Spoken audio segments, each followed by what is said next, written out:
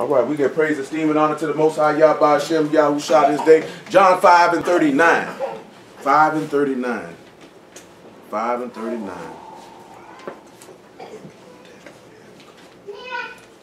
And after that, Isaiah 34 and 1.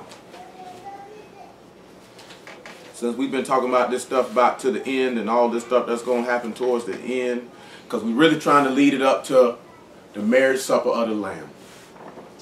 Y'all willing at the conclusion of this highly festive week. You know what I'm saying?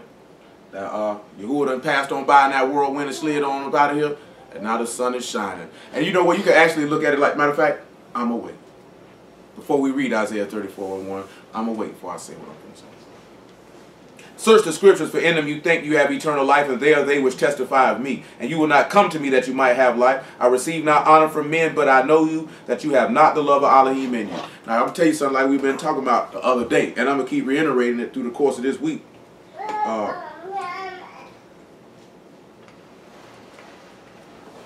It's all those people that's going to be wandering after the beast and serving him is because the love of Elohim is not in them.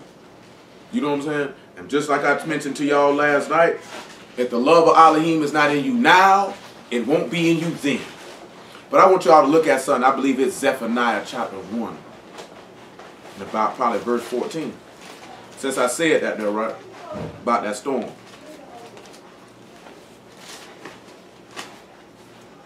Zephaniah 1 and 14, if I'm not mistaken. 1 and 14. Zephaniah 1 and 14. How the skies looked out there to y'all yesterday when all that stuff was going on? How it looked to you? Pretty dark. All right. Pretty dark, what? Gloomy. Gloomy. That's a good. Exactly. That's what I want. The great day of Yahuwah is near. It is near, and hasteth greatly.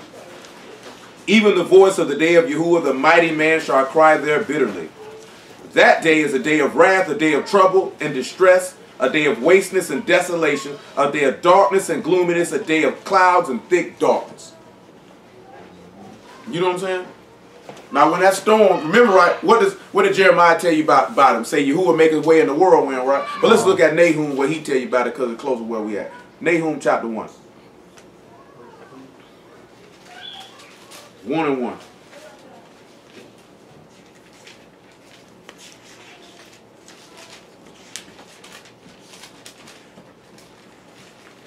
He said the day of Yahuwah is a day of darkness and gloominess.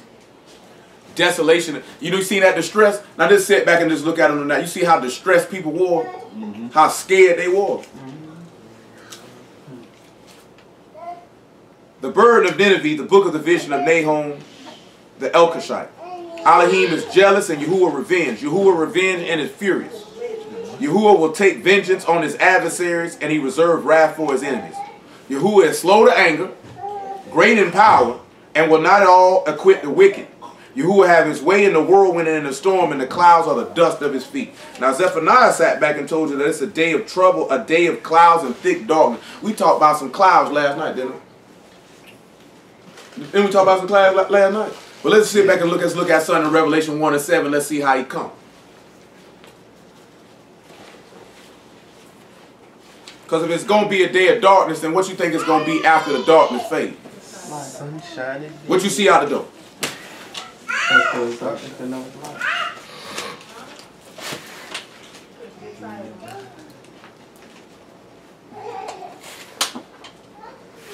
Say, behold, he come with, this is Revelation chapter 1 and verse 7. Say, behold, he come with clouds. Every eye shall see him. And they also which pierced him, and all the kindreds of the earth shall wail because of him. Even so, so be it. I am the Aleph and the Taw, the beginning and the end, saith the Master, which is, which was, and which is to come, the Almighty. Now remember how we looked at Amos and he said you shouldn't desire the day of Yahuwah? Because he said it's a day of darkness and not light. So what you think going to come after the darkness? But the light comes. So I'm saying this to say, look at Psalms 30 and 5 real fast. And after that, Joel chapter 3. And after Joel chapter 3, 1 Thessalonians 4 and 13.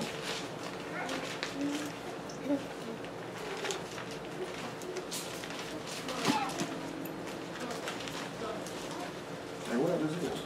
Psalms 30 and 5. Yeah, 30 and 5. Yeah, way old. You might have checked. I might got talking.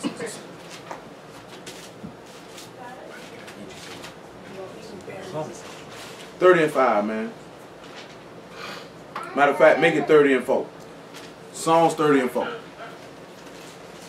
Sing unto Yahuwah, O ye Kadeshim of his, and give thanks at the remembrance of his Kadeshness. For his anger endure but for a moment, and his favor is life.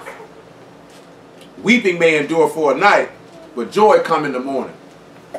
Now he just described to you that the day of Yahuwah is a day of darkness. You know what I'm saying? But he say, but that joy come in the morning. We just looked at recently how he said at evening time it shall be light. So let's look at something in Joel chapter 3. See, the difference what we're looking at is when this man returned, some people will sit back and they will endure that pain of seeing all the things around them, and then that joy comes for them in the morning, while others will be utterly terrified because their end is near.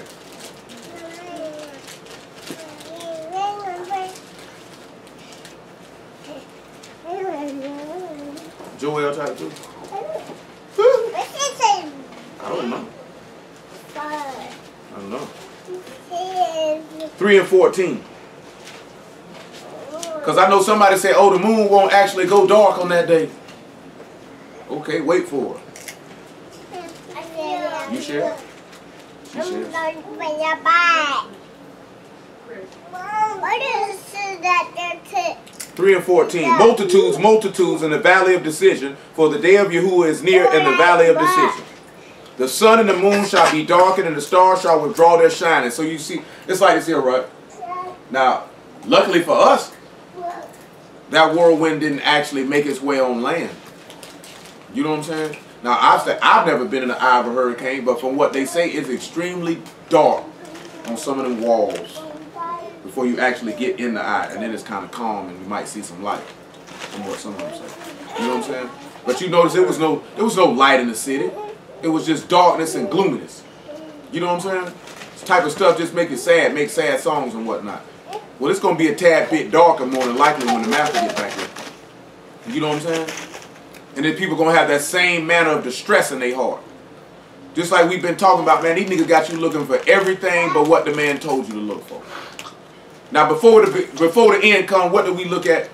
Uh-oh. What do we look at that he say got to happen before he come back? Rumors of wars. No, he say before the rumors of wars and all that there, he say something got to happen before that. Oh, they got to deliver us up and persecute us. He said you got to be persecuted for his name's sake. Say before all that stuff crank up, you got to be persecuted for his name's sake. You know what I'm saying? It's a lot of stuff that has to occur and happen before this stuff really, really go down. Like I just seen more people on my page, oh, the FEMA camps coming. Well, what they going to do with the rest of the world?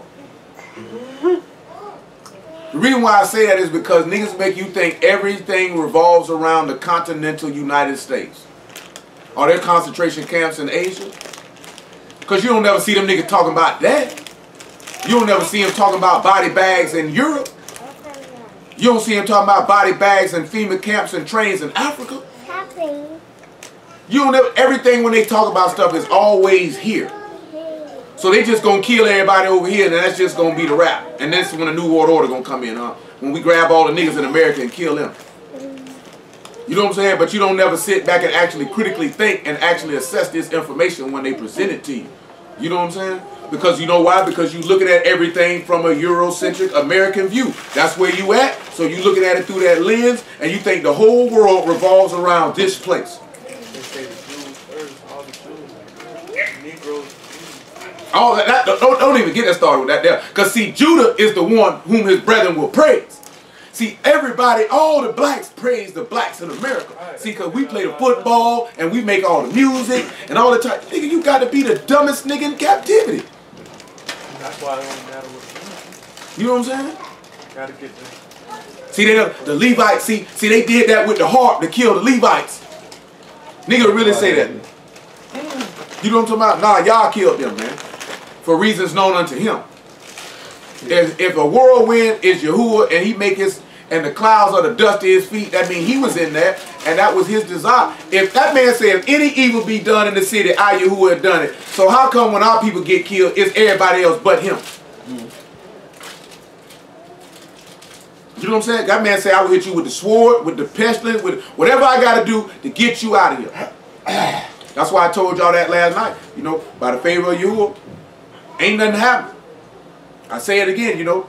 Wouldn't have rather, hey, I'd rather die with y'all. That those of us we was in here, I'd rather die with y'all. You don't know when you're going to leave here. Nigga walk right out that door right now, that tree could crack over and fall right on your back and you done. That's the tree too. Indeed.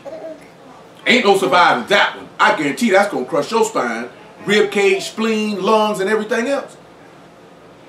Nigga, that car fall over, it's going to split his truck. So what you think it's going to do to you? But I'm just using that extreme example. Like, you don't know. Boy, some people done walked out the door, caught a straight bullet. Boy, they didn't even know you niggas shoot. You know what I'm saying? You don't know. So since you don't know, get it tight, get it right. Listen what he say though. Tight, get it right. Yahuwah also shall roar out of Zion and utter his voice from Yerushalyim. And Shamahim and their rat shall shake, but Yahuwah will be the hope of his people and the strength of the children of Yasharal. Now he said every eye would see him and they would wail because of it. But he said for his people he would be their strength and their hope. So you know what that go back to what we were looking at in Luke 18 the other day. When this man come upon the earth, what he looking for? No, that ain't what he looking for. Tell it, say it loud enough for them to hear.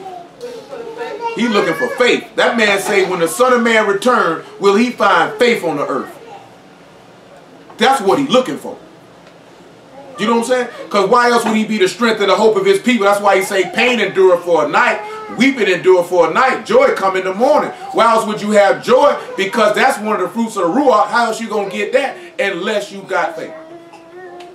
He say the joy of Yahuwah is your strength. You ain't going to be sitting around, he killing them. No, you're going to be sitting back looking at, I called on Yahuwah and he said, I am your Elohim and this is my people. That's what he looking for. That's what he looking for. Niggas think he looking for everything else. He looking for those who have the faith of Elohim in their heart. That's why he say, I know you. You ain't got the love of Elohim in you. How you love Yahuwah you don't believe? That's the same way. How could you be with somebody and you don't believe in them? That means you don't trust them. There's no way you could actually love another human being and you don't believe and trust him. So how you going to say you love Yahuwah you don't believe and trust him? This ain't the first time I said this because I had explained this to somebody a long time ago. If you have doubts about somebody that you don't trust them, there's no way you can love them. And there's definitely no way you can love them if you don't believe in them. So how you going to love Yahuwah without that? When this man say faith is the evidence of things hoped for, the things not seen, that means your trust and your hope and your belief is in this person. That they are going to do everything that they said they were going to do. And that their actions are commiserate with their words. You know what I'm saying? So I know I can love this person. They're going to hold it down. So how can we say we love this man and we like those things? That's why niggas will sit back. That's why I'm saying, man, niggas talk that trash. Boy, that man come back here, nigga be shaking in their boot, peeing on themselves, doodling on themselves, because you know you ain't trusted man. You know you ain't believe in the man, and you were showing that before he came. Do you know what I'm saying? He already know. Like, this nigga here think I'm a spam. Nigga, I know what time it is. That man say, I try the hearts of men and the reins of men to give every man according to his work. So he already know what's in there. That's why I told y'all what I told you last night. Man, this man already know what time it is. So he go ahead and put you in situations where you can get tried so everybody can see what he already knew. You know what I'm saying? This man already know the hearts of every man. See, look at Hebrews 4 and 12. Actually, 4 and 13. And then we swing to 1 Thessalonians 4 and 13.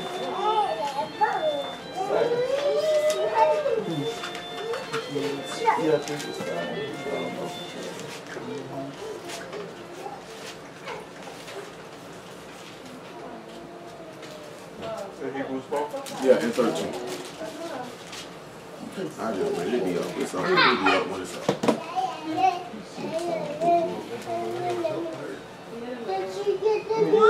Trying to get all the dope out on the street. Got a lot of videos on the camera, man. Trying to get the dope out on the street. Oh yeah, it ain't cool out there today, boy. That hawk ain't cutting with a nice little smooth breeze. Yeah, I thought it was going to be a little colder. No. That temp wasn't going down now. It's still Florida now. It's 84. It's supposed to be 88 today. But it'll be in the 70s next week though. Revenge. Feel my vengeance. Feelings alright. Feel my vengeance. Excuse me. Feel my wrath. Dang, girl. Thought I smelled a little Sit on that pot. Hebrews 4:13. Girl, stop. I want to know what acting schools y'all went to, because y'all got this drama stuff mastered. That from my mom. I know I was tripping on Leah with her knees in her chest yesterday, sitting off in the corner. That was fun. She got that from my mom. Oh, we ain't do stuff like that. Sure. I ain't do stuff like that. So, that means she just a rare breed then, because we definitely ain't do no stuff like that. That ain't fly in our household. Okay. Now you got your knees in your shoulder. What you want me to do? Now I'm gonna slap your knees off. We ain't had time for stuff like that. That stuff, that ain't fly. But I wish I could have heard that statement, though. I'm not talking to you, mommy. I was talking to Lizzie. Not to see the blow, but to see the look on her face as she was stating this, as if she grown. Like, mommy, I wasn't talking to you. She got pop for that? Oh, yeah. Oh, yeah. I ain't see that there. I just saw her sitting in the kitchen in the corner with her knees in her chest rocking. I hate you. Get on me. You treat me like a baby. Or a baby. I hate to see 6, 7. I hate to see 16. Like this here, man, you gotta get you old COA around here, man. Hebrews 4:13. Neither is there any creature that is not manifest in his sight, but all things are naked and open unto the eyes of him whom we have to do. I don't know why niggas think they be hiding. Cause what did Adam and Eve try to do? Hide. And he seen them. You butt naked. I don't know what you trying to hide for. I don't know where you think you going. You know what I'm saying? See, niggas think that they do stuff, they try to hide it in their heart, you try to cover your actions up. Man, that man already told you. Luke chapter 12, man. Verse 2. Then we get 1 Thessalonians 4:13. I ain't getting off track. Just slide that in there. Make it 1. Luke 4, right? Luke 12. Yeah, boy, that baby, that supper video. No. Luke 14. That thing got 100 views a week. You usually don't get that many. You must have liked that. It's crazy because the one that came out with it was about a little under half of that. How long that was, a week? I put them out the same day. Shoot, I put out 2 already today. Shoot, 3. Finna be 4, 5. We backed up. You know what I'm saying? That's when you flood the block, John. Yeah. John said last night we waiting on the dope man. Dope man been on the block. You just ain't see me. I was in the cut. Police were coming. In the meantime, when they were gathered together, a multitude of people, insomuch that they trode one upon another, he began to say unto his disciples, first of all, you notice who he said this to? First of all, he was talking to them. Beware ye of the leaven of the Pharisees, which is hypocrisy. You know what I'm saying? That's why I be telling y'all, man, I don't care who you holler at, man. You talk to who you want to talk to. You can kick it who you want to kick it with. You can listen to who you want to listen to. But you better watch them niggas, though. Because some of these niggas is on some other type time. You know what I'm saying? You can't go by how much respect you might have had for them, how much knowledgeable niggas is, because some niggas is on, not everybody. Don't sit back and making a blanket statement of trying to paint everybody with a broad brush. You know what I'm talking about? Some people on some other tight time. Don't sound like they fight. For there is nothing covered that shall not be revealed, neither hid that shall not be known. Therefore, whatsoever you have spoken in darkness shall be heard in the light, and that which you have spoken in the ear in closet shall be proclaimed upon the housetops. That man say everything naked with whom we got to do. It's just when he feel like letting it be known. You know what I'm saying? Like sometimes you sit back and look at it, right? That man might wait till the most inopportune time for the individual to let that be known. You know what I'm saying? Then they sitting around there looking like this here, looking like Saul. Stupid in the face. You know what I'm saying? Though Saul did his stuff in the open though. Saul was a public idiot. He wasn't a private idiot. Now he went, but he was already rejected then though. So it didn't even matter. You can go to the witch, the stitch, you can do what you want to. You done. He been He went to the witch in desperation. See, that was desperation. He ain't answering me. He ain't answering me. Shoot, I wouldn't answer either, nigga. 1 Thessalonians 4:13.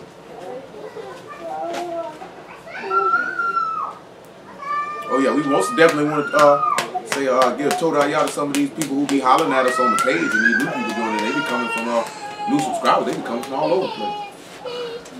I don't know how they run across it, but total y'all for it. Shoot. 1 Thessalonians 4:13. 1 Thessalonians 4:13. Because he said he'd be the strength and the hope of his people in that dark and gloomy day. He said, but I would not have you ignorant, brethren, concerning them which are asleep, that ye sorrow not, even as others which have no hope. Now, why do you think these people are sorrowful? Because he said they have no hope. What's making them sorrowful? What make them sorrowful? Persecution. Huh? Drinking it from that cup. They dead. Yeah, they know they dead. Where can we see where there was people who sat back and looked at they ain't had no hope? That imminent destruction was coming upon them. People of Jericho. Yeah. Indeed, they did. People of Jericho did. They knew they didn't have no hope, no salvation. But I was even thinking about our people. We just read it the other day, right? Where Aaron's rod that buddy. Let's look at that in number 17. But you definitely right about that. Matter of fact, all the Gentiles when we were coming through the land, they knew they ain't had no hope. They were sorrowful. Say them people got weak like water. Oh, I got to cut it on. Ain't nobody on the line? No. They didn't even know.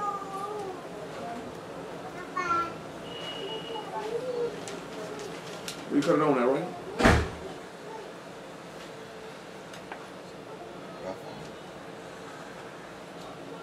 I forgot I had to cut it on. I just been rolling. Just left old cool Kira in the door. Kira, Aaron, Mike, Yeah. Lee. Who? Lee. Oh, Lee. I told him I'd let him know when it was on. Look at Bert. Bert don't need to call around no more. That's what I heard about first. Everybody here, Bert say he don't mess with us no more. We ain't seen, he ain't called nobody. No, I told that nigga, I said, hey, you know what I'm saying, you need to present yourself like a man and come around. That's all I told him. What?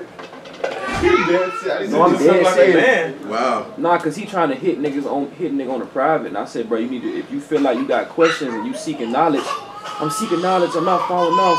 Okay then, nigga, come around then, sit down. But if that's just what it is, you feel me? And if you can't come around, nigga, I'll pull up on you, and that'll be it, bro. You can believe what you want to believe, my nigga. I'm just. Man, that nigga. Oh, But your questions gonna get answered answered. for that nigga. I ain't heard from that nigga. Ain't nobody heard. His phone off. Bro, he been here through the chat. I never talked to that nigga on the phone like that. All right, we read it. My bad, y'all. Cause he feel like we gonna That's judge. Darius and Kira. He said he feel like we gonna judge him. I was like, bro, ain't nobody gonna judge you, my nigga. I know what type of time y'all on. Nigga, come round, bro. You don't know nothing, bro. Nobody finna judge you. Present yourself like a man. If you got questions, ain't nobody gonna judge you on that. That's why I say What do present you yourself mean like a we man. gonna judge you? What you talking If about? like, you don't come around, you talking crazy. Nigga sound like a Christian. Nigga sound like a sinner. Y'all gonna judge me. Ain't nobody gonna judge you, bro. Judge you? What you mean? Y'all doing right. I ain't doing right. Ain't even that, nigga. That's what he This believes in now. nigga sent me a video of the nigga that he watching, bro.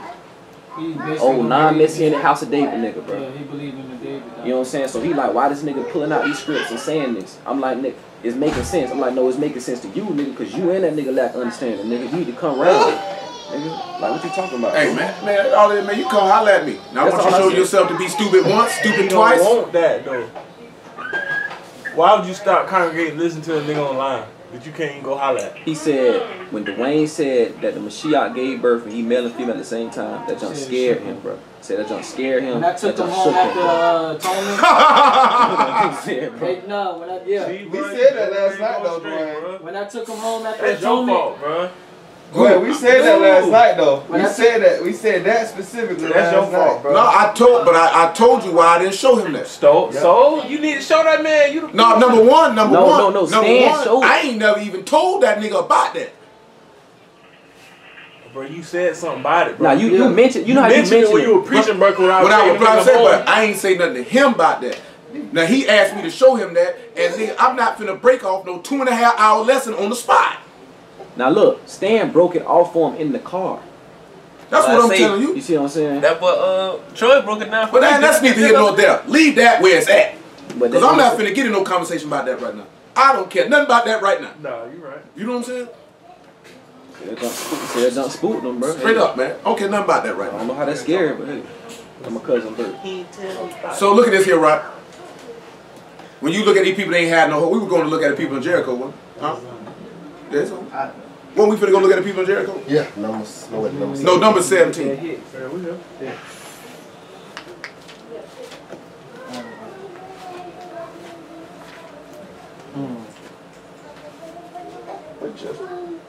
Y'all need to know that ain't no 5-minute conversation. No, that ain't no 5-minute conversation. 17 and 9, right?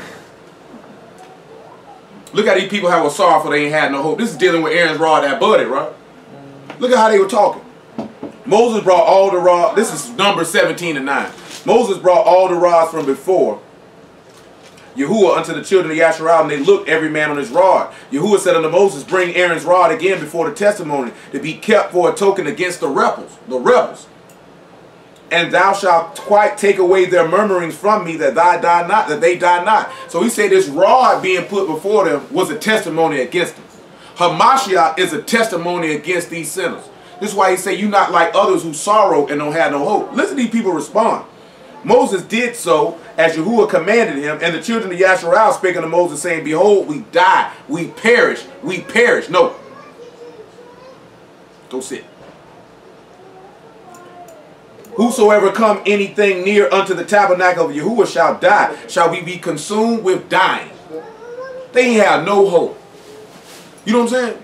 That's how anybody who ain't got Mashiach, boy, they going to be sorrowful in that day. No hope. Because that weeping ain't going to stop. Because there ain't going to be no joy in the morning for them. And since we talking about people sorrowful with no hope, now let's get to where we supposed to have been started at. In Isaiah, the 34th chapter, in the first verse.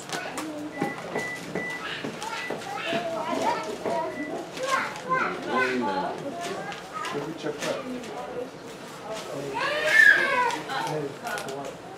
34 and 1. Isaiah 34 and verse 1.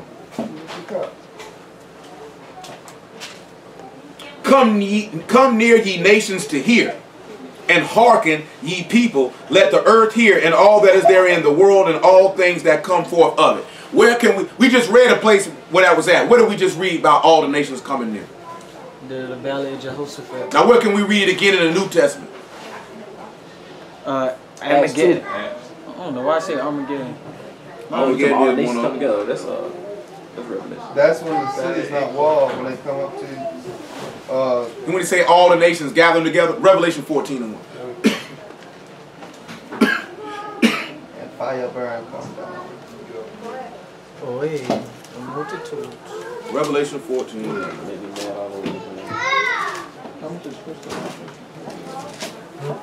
He said gather all the nations together, not 14 and 1. 14 and 7.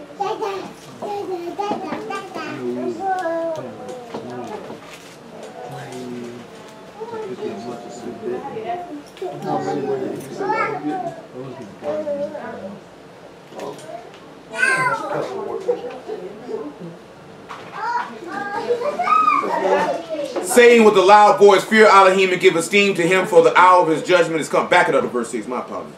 And I saw another Malachim fly in the midst of Shamahim, having the everlasting gospel to preach unto them that dwell in the Arats, and to every nation and kindred and tongue and people, saying with a loud voice, fear Elohim and give esteem to him, for the hour of his judgment is come. Worship him that made Shamahim and the Arats and the sea and the fountains of the waters. You don't think he was telling all the nations, hearken and listen? Let's look at Revelation chapter 11. Let's see where he did it there again. Revelation 11 and about verse 3. That one where it says it tells them to come up for the feast? Not on that one. That's Zechariah 14.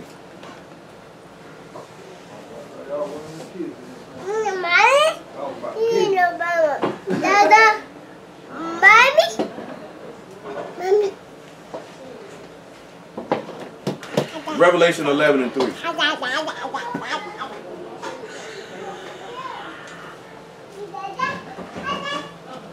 And I will give power unto my 2 witnesses, and they shall prophesy 1,242 months. I'm sorry, I'm looking at the wrong thing. 1,260 days clothed in sackcloth. These are the 2 olive trees and the 2 candlesticks standing before Elohim of the Arats. And if any man will hurt them, fire proceed out of their mouth and devour their enemies. If any man will hurt them, he must in this manner be killed. Fire.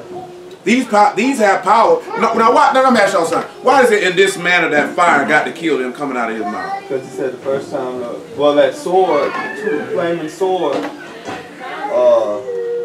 after we got put out in the garden, and it says this time the world will be destroyed by fire. Yeah, but I'm talking about, but why is it that it makes mention that these men, if anyone come to hurt them, that fire got to come out their mouth to kill them? Jeremiah 23.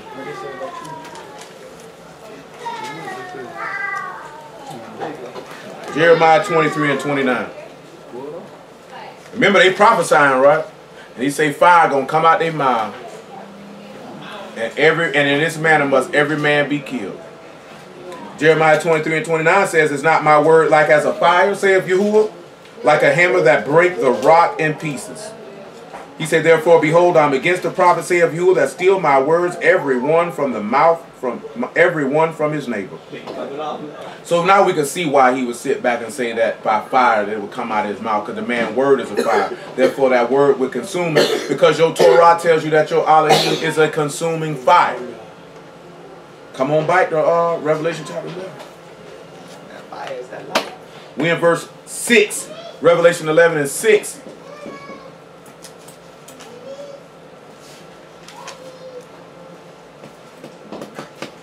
These have power to shut Shamahim, that it rain not in the days of their prophecy, and have power over the waters to turn them to blood and to smite their rats with all plagues as often as they will. And when they have finished their testimony, the beast that is sent out of the bottomless pit shall make war against them and shall overcome them and kill them. So he the only person that can take them out. The beast the only one that can do it. And their dead bodies shall lie in the street of the great city, which is spiritually called Sodom and Mizraim, where also our master was crucified. You know them niggas say that's America. It kills them right there. That's what it kills them. Well, we dealt with that, but it ain't even the issue. We dealt with that last night. But see, that wasn't on tape, was it? No, I wouldn't. I mean, It wasn't on tape, was it? No, what you said? I'm finna see who was in here. You might have been half asleep. I'm saying, it was when Nah, we dealt with something last night in Isaiah chapter 4. Who was all in here, remember Nah, I that? stayed up last night. I ain't gonna. We dealt with that first, though. In the beginning. Oh yeah. Part 1. First time you preached. Who in here remember what we looked at in Isaiah chapter 4 last night about Jerusalem?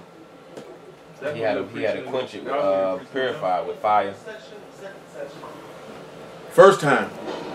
He had to purify with fire and Give me a little hint. You know, come I mean, y'all got books in front of you. something like that. Make it light on yourself. That's what that nigga told him on Paid in Full. That nigga called that nigga and said, make it light on yourself. Well, verse 2, wasn't it? Or verse 3. What did we read in Isaiah chapter 4 about Jerusalem? Where was the master killed?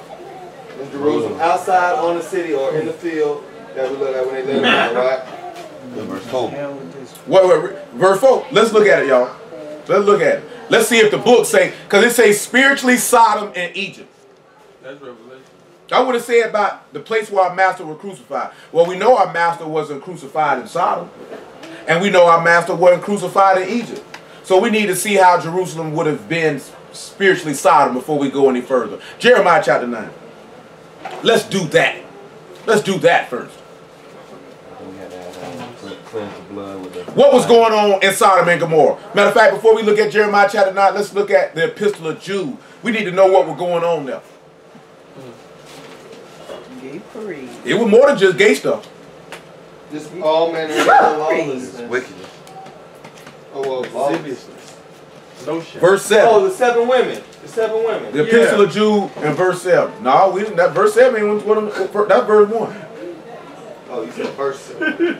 Yeah, I'm in verse 7. No, we did. No, he thinking about what we hit. Yeah. No, but I'm talking about four. what we referring to. Okay. And he been in verse 4. We talking about the 7. No, I knew where he was at. He I know, caught it me was saying just funny something at how the he same did it. He time. was like, it's 7 women. Yeah, I know what he was doing. Brought the remembrance. No, when I'm saying verse 7, that's when you said the 7 women. It coincided because I know what you were thinking about. You think because we read the whole chapter. Yeah. Yeah. The filth of the dog. Okay, I remember this. He say, even in Sodom and Gomorrah and the cities about them, in like manner, giving themselves over to fornication and to going after strange flesh, set forth an example, suffering the vengeance of eternal fire. Likewise, also these filthy dreamers defile the flesh, despise dominion, and speak evil of dignities. So it's two things that they were doing there. Not only put the homosexuality to the side, they were fornicating. They were committing uncleanliness, and on top of that, they were preaching lies, and they despised this man's authority. You know what I'm saying? They just, because guess what? You got to know that the word was being preached in that place. They didn't care. Lot was there. You know what I'm saying? They like this here. I want to sleep with women. I want to sleep with men. And animals, for sure. You know what I'm saying? I want to tell lies in the name of the living Elohim. Because he said likewise. So that means likewise, meaning he was doing what these people are doing, what they were doing. So when you look at Jerusalem, when the master came, we're going to sit back, even before he came, you're going to see that them people were doing that. Jeremiah chapter 9. In Jerusalem. So then we can see how Jerusalem would be spiritually Sodom. You know what I'm saying? Because y'all around here going after strange flesh. You laying with any and everybody. But on top of that, you despise dominion and you preach lies. Oh, see, they don't look at it like that, eh? Then they say, see, that's a miracle. Look at the homosexuality in America.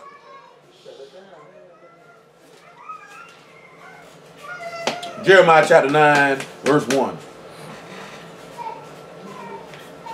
Oh, that my head were waters and my eyes a fountain of tears, that I may weep day and night for the slain of the daughter of my people. Oh, that I had in the wilderness a lodging place of wayfaring men, that I may leave my people and go from them, for they be all adulterers, an assembly of treacherous men. You notice how he said go in the wilderness, and how we read last night in Hebrews 13 that the master suffered outside the camp. So go outside the camp and suffer the reproach with him. Because this man said he wish he had some traveling men. Not no masons, nigga. Because that's what a wayfaring man is. He's a traveler. Say, I wish I had some nomads with me. Some men that say they seek a city, they come dwell out here with me. And the master is looking for people who going to go outside the camp to come dwell with him. You know what I'm saying? Outside the world. Exactly. So they wanted to stay in there.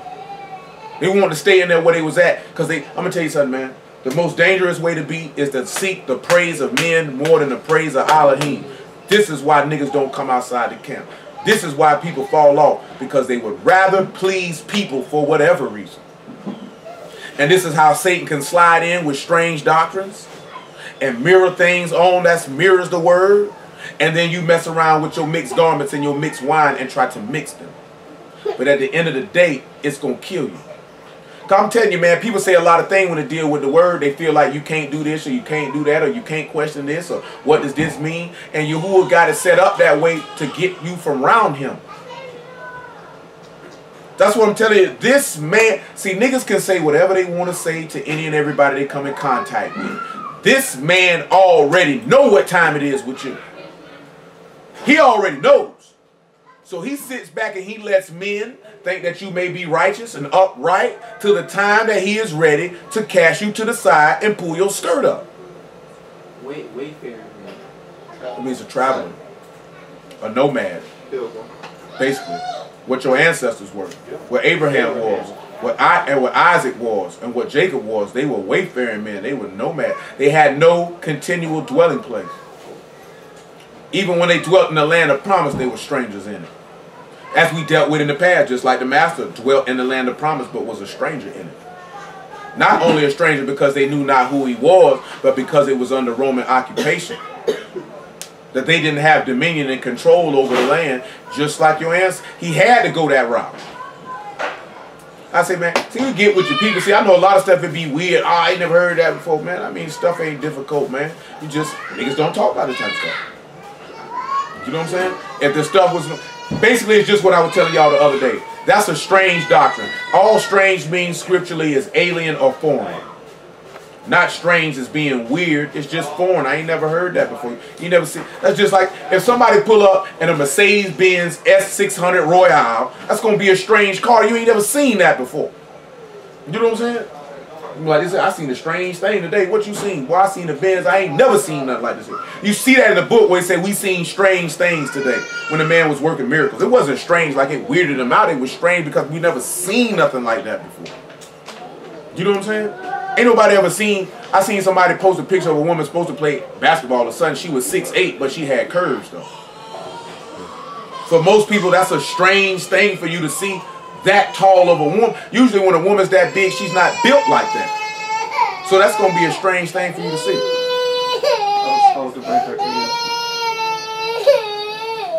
It's the same way. Well, back up a better term, if you see somebody with a birth defect or a body-altering injury, you look at them weird because they strange. Not because strange in that they weird because you ain't never seen nothing like that before. So you stare. And you look with amazement because it's weird, it's odd to you. Never seen that. Same way you go to a country or a city and you ain't never been, you are an alien. And they can tell you an alien because you looking like a tourist because you looking with awe and amazement. I ain't never seen this before. Is that why most of the prophets was like frightened when they seen the Malachim? They ain't never seen that before. Who sees a Malachim? Who sees angels on a day-to-day basis? That's why nigga talking about if I seen an angel, you gonna fall out, nigga. That's what you gonna do. You're going to be terrified. You don't see that every day. They say, if I see the devil, I'm going to fight him. Yeah, nigga, show you this. If Daniel was scared of an angel, what you going to be? You don't see that every day. How many of y'all ever seen an angel? My point exactly. He saw something. Because he sure was terrified. He saw something that night. I don't know what he seen. He was doing electric boogaloo out there, boy. That nigga was scared. Leave him alone, though. Verse 3. He's saying they bend their tongues like their bow for lies.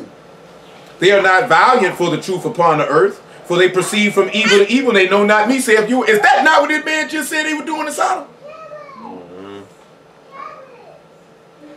Therefore, thus saith Yahuwah, I'm sorry, I skipped the verse.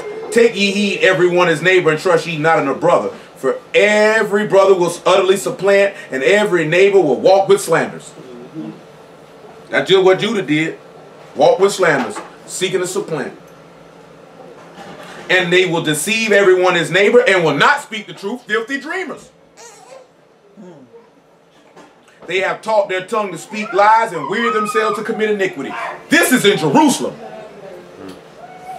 So now we can see how Jerusalem is spiritually Sodom, right? But we got to go to the New Testament for it, or it wouldn't even be right, now would it? Matthew chapter 26, man.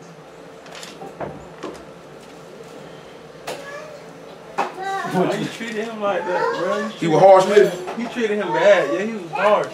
Bro, cause I know that nigga, bro. You know niggas, you gotta know how you gotta talk to niggas, bro. He said, you talking to me like you know me. You don't understand my struggle. That's what he said? Yeah. I'm going to keep on moving. I'm waiting for y'all snap on that nigga, bro. Because he came at me slap. He went coming at me asking Matthew questions. 20. He came with a drop of script. 26. Matthew 26, man. We deal with that later. Matthew 26 and 57. Sit your behind down, nigga. Matthew what? 26 and 57. Renee, where you going? He really thought he could. Renee, what you doing? She gonna go to the person who she got her name from. Makes sense. And they that lay hold on Yahushua led him away to Capheus, the high priest, where the scribes and the elders were assembled. But Peter followed them afar off unto the high priest's palace and went in and sat with the servants to see the end. Now the chief priests and elders and all the council saw false witness against Yahushua to put him to death, but found none. Though many false witnesses came, yet found they none. You guess what they doing? What they doing? Ain't they trying to telling lies? Well, let's look at Matthew 23. Let's see if they telling some more lies. Let's see what the master said about these niggas. Let's see if they filthy dreamers.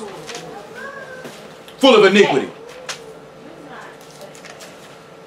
Matthew 23, man, about verse 13. We'll move our way around this right here. This chapter right here. Woe unto you, but woe unto you, scribes and Pharisees, hypocrites, for you shut up the kingdom of Shamahim against men, for neither go in yourselves, and neither suffer ye them that are entering to go in. Woe unto you, scribes and Pharisees, hypocrites, for you devour widows' houses, and for a pretense make long prayer. Therefore you shall receive a greater damnation. What do y'all think that mean when he say they devouring widows' houses? They taking advantage of old people. Not old people, but they taking advantage of the widows. Of the people with the broken hearts. They taking advantage of the widows. He said they round here devouring the widows' houses. Oh, nasty nigga. Let's see what this is. And then I think about how the Pharisees would come through that script where it'd be like, you ain't taking care of your mother and father. You straight. I was thinking on some how these. It's okay, your husband died, baby. I'll be right here for you. Oh, y'all ain't see the picture. You know what I'm saying? I give you comfort, baby. Israelites slide in your Israelites are saying Israelite man slide in the married woman's inbox saying, "Are you in good hands, sis? Shalom. Are you in good hands? Shalom, are you in good hands? Baby, down in the widow house, bro. The Greek word for devour here I is ain't no widow. You slide on the married woman. to consume by eating, to eat up, or to devour, to squander, to waste the substance, to forcibly appropriate, to strip one of his goods. Consumption of the strength of body and mind by strong emotions. So you know how they would be devouring them widow houses with them lies they telling? Some of them might be devouring them widow houses like Eli's sons, whipping out their shlom. Wow. Taking their money. Taking their money.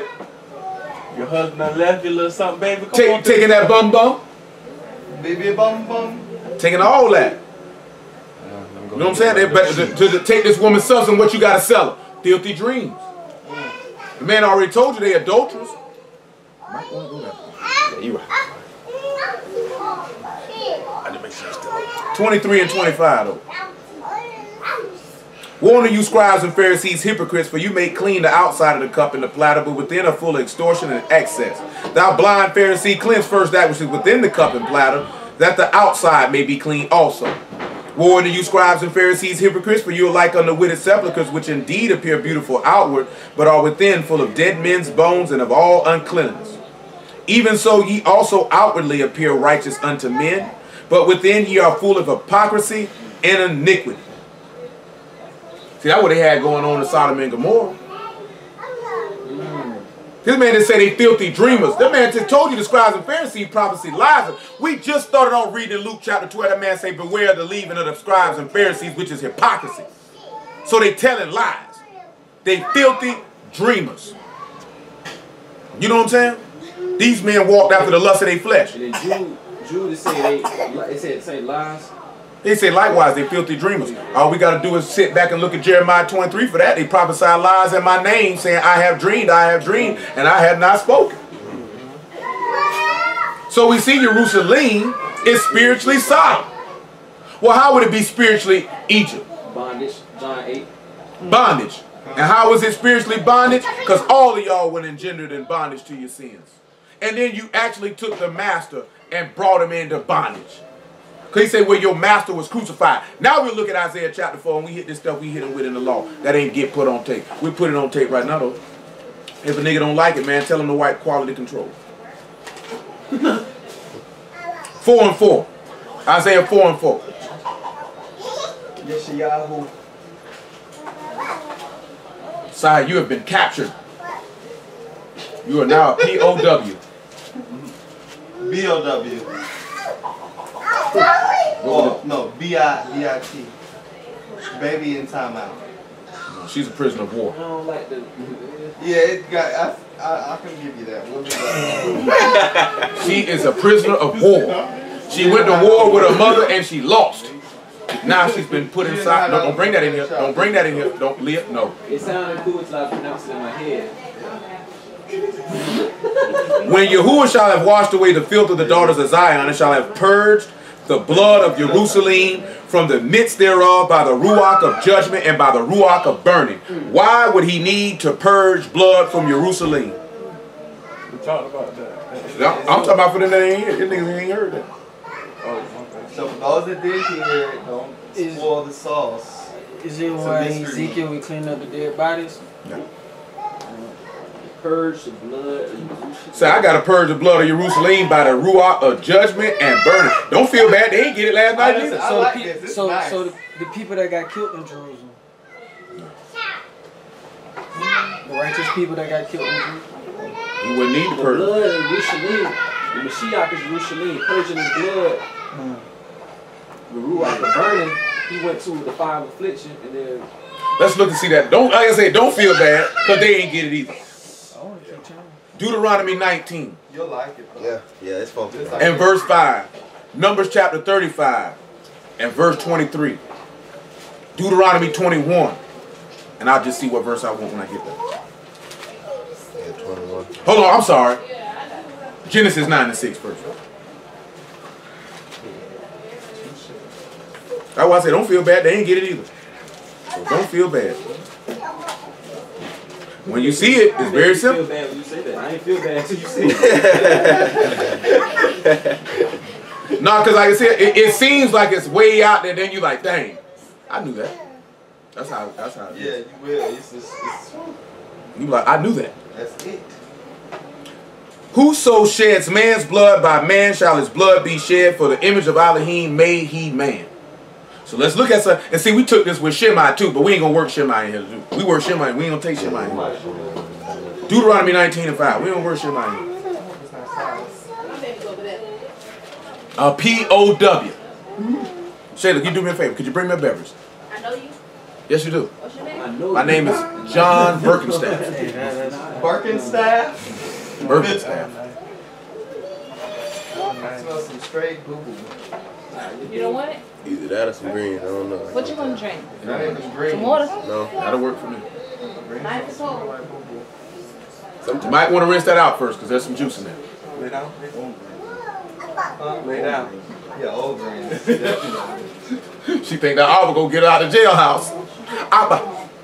Abba. Give me some bail money.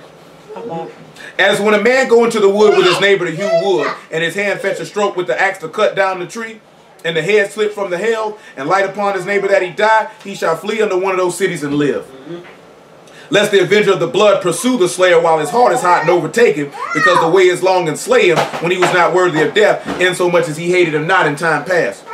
Wherefore I command thee, saying, thou shalt separate 3 cities for thee. And if Yahuwah thy Elohim enlarge thy coast, if he has sworn unto thy fathers, and give thee all the land which he promised unto thee. If thou shalt keep all these commandments to do them, which I command thee this day, to love Yahuwah thy Elohim, to walk ever in his ways, then thou think. You good? Then thou shalt add. Then thou shalt add 3 cities more for thee besides these 3, that innocent blood be not shed in thy land, which Yahuwah thy Elohim give thee for an inheritance, so blood be upon thee.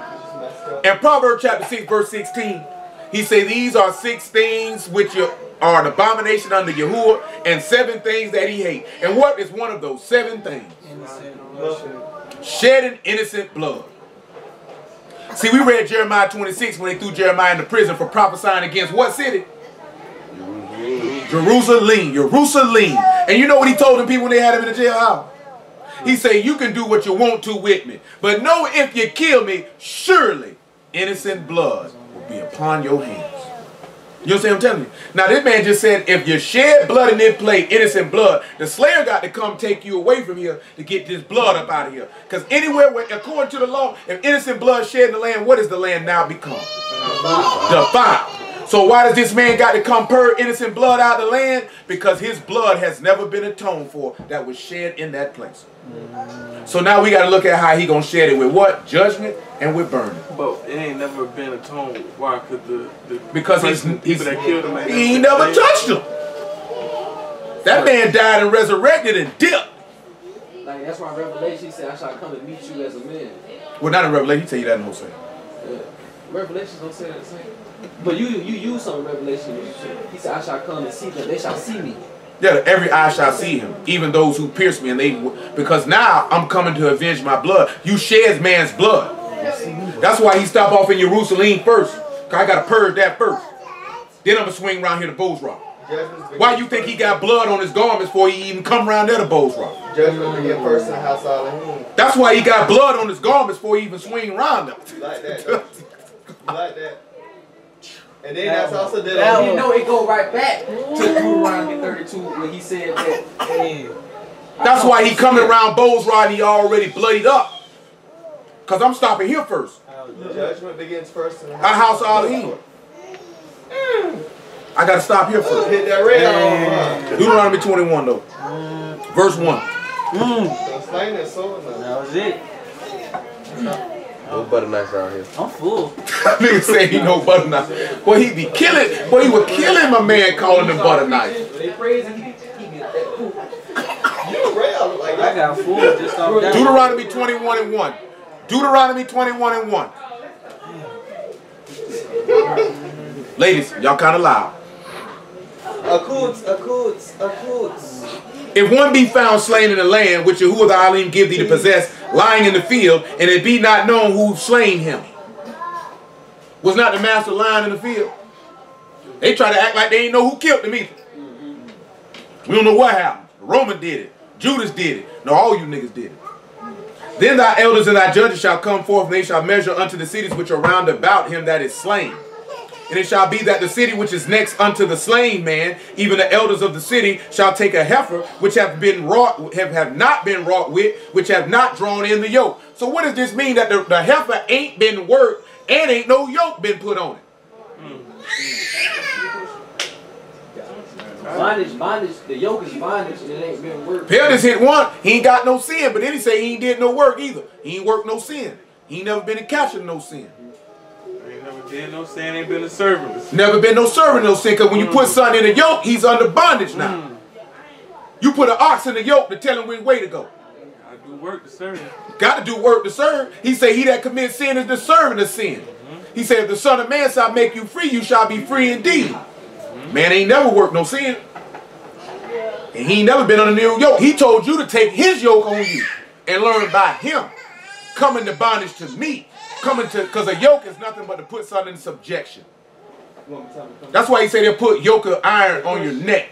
That means to bring you into subjection. The master was only under subjection to his father. He was never under subjection to the flesh, nor a man. So he's that heifer. Notice, not no red heifer, just a heifer. And guess what that is? And you know what a heifer is? Young Female. That's a female cow. Female cow. Oh, that.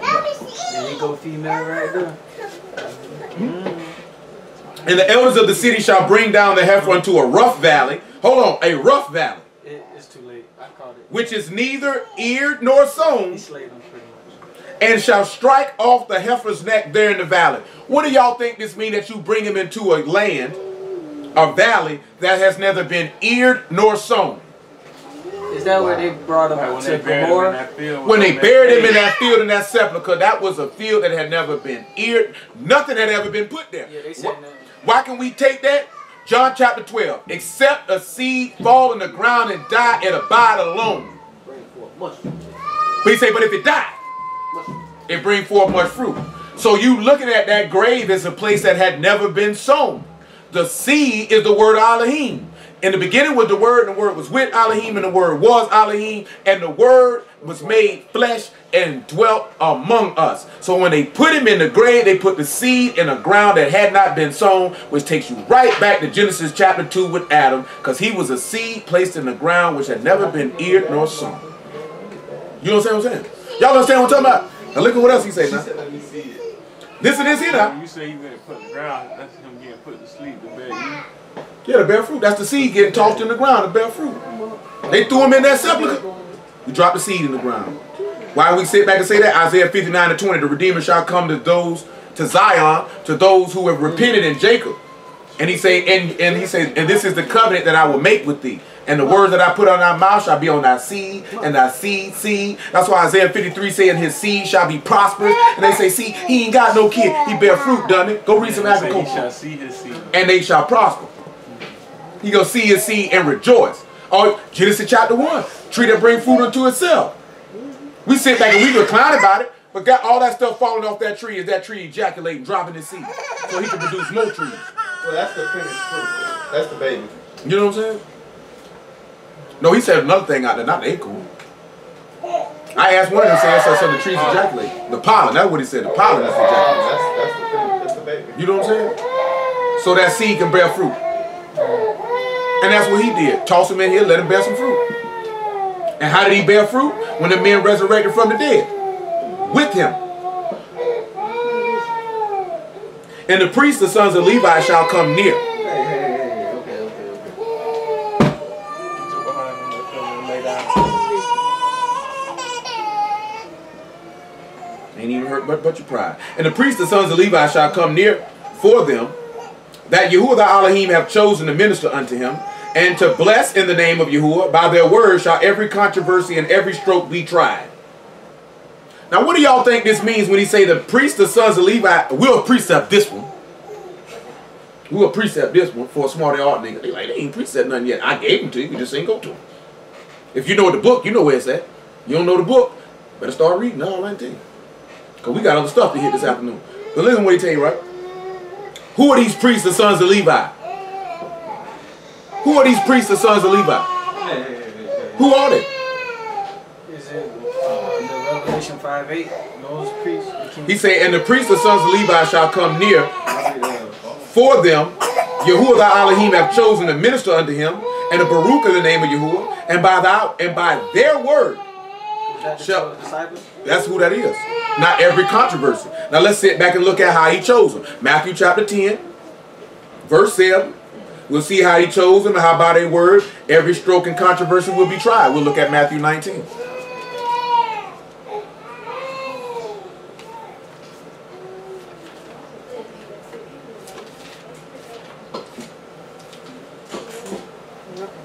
Ten and 5 actually. Make it 10 and 2. Now the names of the 12 apostles are these. The first, Simon, who's called Peter, Andrew, his brother, James, the son of Zebedee, John, his brother, Philip and Bartholomew, Thomas and Matthew, the publican, James, the son of Alphaeus and Lebbaeus, whose surname was Thaddeus, Simon the Canaanite, Judas Iscariot, who also betrayed him.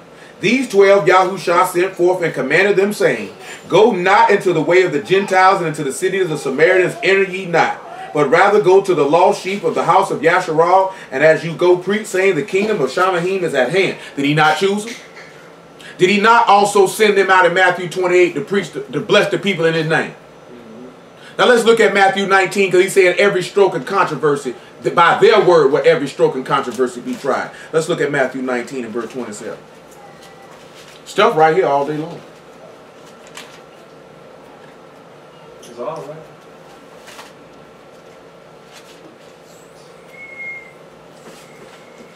Then answered Peter and said unto him, Behold, we have forsaken all and followed thee. What shall we have therefore? And Yahushua said unto them, Truly I say unto you, that ye which have followed me in the regeneration, when the Son of Man shall sit in the throne of his esteem, you shall also sit upon 12 thrones, judging the 12 tribes of Yasharal. And if you want to see how they the sons of Levi, Levi being joined, John 17, he said, make them perfect in one in me. And then he spoke of you. And they were the ones trying. Go look at Acts 15 when they had that controversy with the Gentile. Who did they go get? They went and got the apostles. Paul didn't judge that matter. They went and got the one that he chose out initially. Not that saying that Paul wasn't chosen. He went and got the 12. They went and asked him about that. And they judged the matter. That's who they went and hollered at. If you sit back and you walk around in them times and them 12 men walk around, you mean to tell me there's a controversy in a matter and they ain't there, you ain't gonna go holler at them? What you gonna do? Girl, you all right. Deuteronomy 21. We don't believe you. You need more people. Deuteronomy 21. Look at verse 6 though. And the elders of that city that are next unto the slain man shall wash their hands over the heifer that is beheaded in the valley. And they shall answer and say, Our hands have not shed this blood, neither have our eyes seen it. Be merciful, O Yahuwah, unto thy people Yasharal, whom thou hast redeemed, and lay not innocent blood unto thy people of Yasharal's charge, and the blood shall be forgiven them. So shalt thou put away the guilt of innocent blood from among you, when thou shalt do that which is right in the sight of Yahuwah. What do y'all think this means when he said they need to wash their hands over the heifer that is beheaded in the valley and say, Our hands have not shed this blood, neither have we seen it? That reminds me of John the Baptist. Who else? The people that wasn't here. What you think they're talking about? Is that not? I'm trying to see what the rest of them got to say. His hand with the So what you say, Pam? Repent and be baptized. What you got over there, Slim? I was still at 19, because I was looking at where regeneration This man just said that the elders of the city got to wash their hands over a heifer that's beheaded in the valley and say, our hands have not shed this blood, neither have we seen. That's Pilate. He said beheaded. I just want to innocent blood. He was innocent blood at that time. And then that's when Who washed his hands? Who washed their hands? Matthew chapter 26. Oh, yeah. Matthew chapter 27, my bad. You washing your hands with the innocent blood. 19. But see, guess what though? The people ended up canceling themselves out from the mercy that's extended in this precept. How did they cancel themselves out? We shall see. When he sat down on the judgment seat, his wife sent unto him, saying, have thou nothing to do with that just man, for I've suffered many things this day in a dream because of him.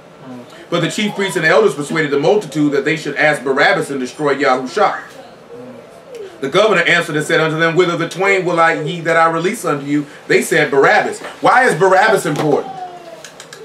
Because that's the goat in the wilderness. Go get this Numbers 35. Hey, what you supposed to be doing? Ain't there something in the law like you should not release a murderer? That's what we finna go look at. You said Numbers what? 35. The guilty murderer. Numbers 35 and 24.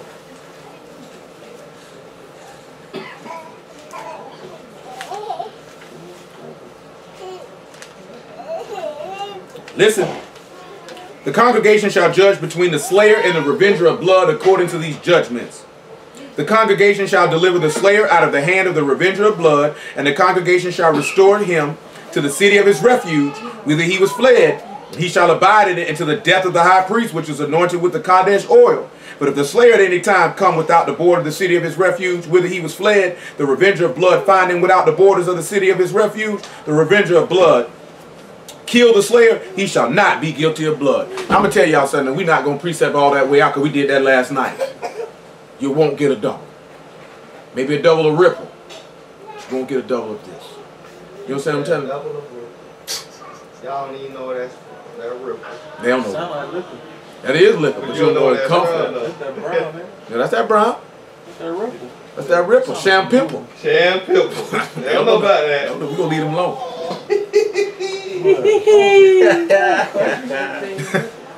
Nigga say, ain't somebody, you get something. Check it. Hebrews 10 and 25 say, if you commit sin after you receive the knowledge of the truth, there is no more sacrifice for sin. Hamashiach is your city of refuge. Walk up outside that city of refuge if you want. Well, that's Shemai right there. Put their hands on them. Yeah, we dealt with that last night. That man said your blood is on you because you committed a sin. You know, and guess what though? Shemai is an example of David swore I wouldn't kill you. He didn't say your sin was forgiven though. He just said I ain't gonna kill you.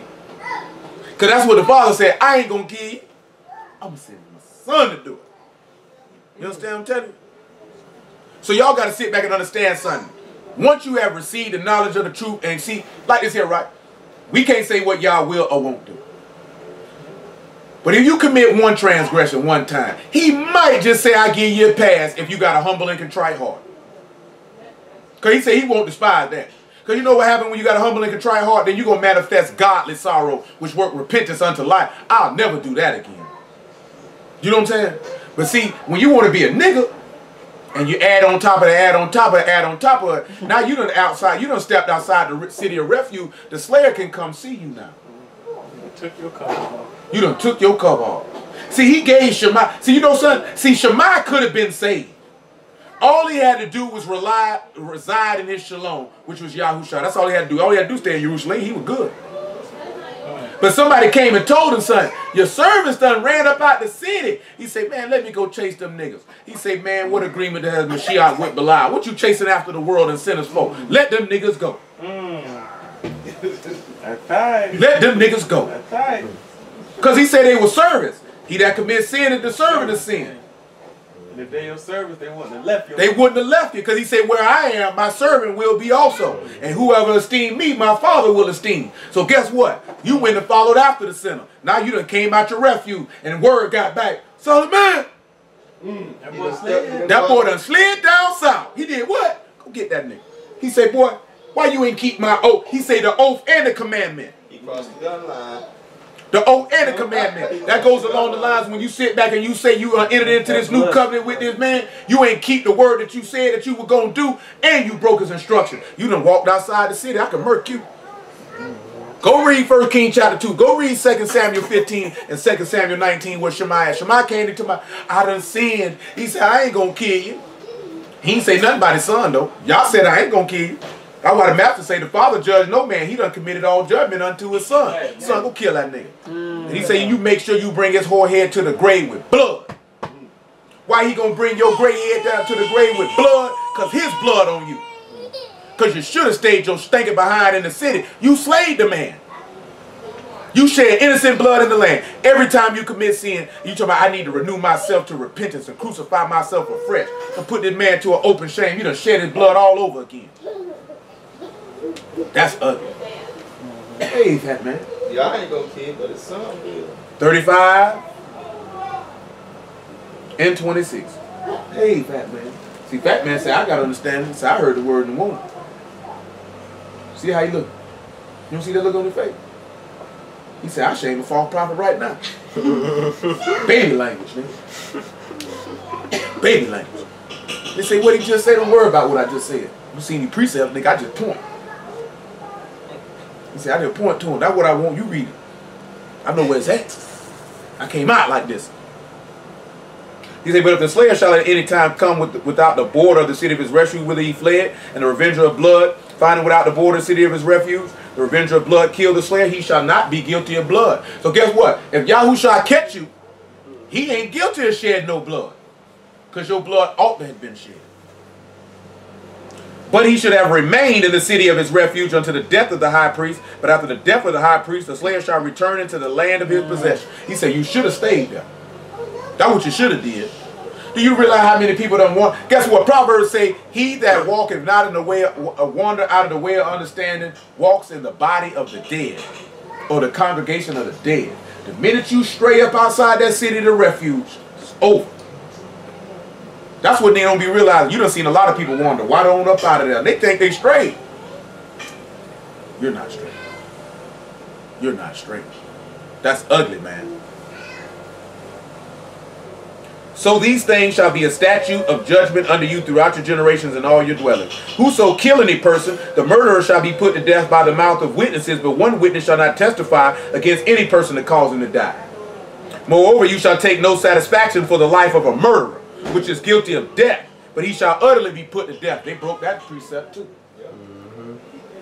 And you shall take no satisfaction for him that is fled to the city of his refuge, that he should come again to dwell in the land until the death of the priest. And that man say you shouldn't take no satisfaction in no sinner that are straight up out the way.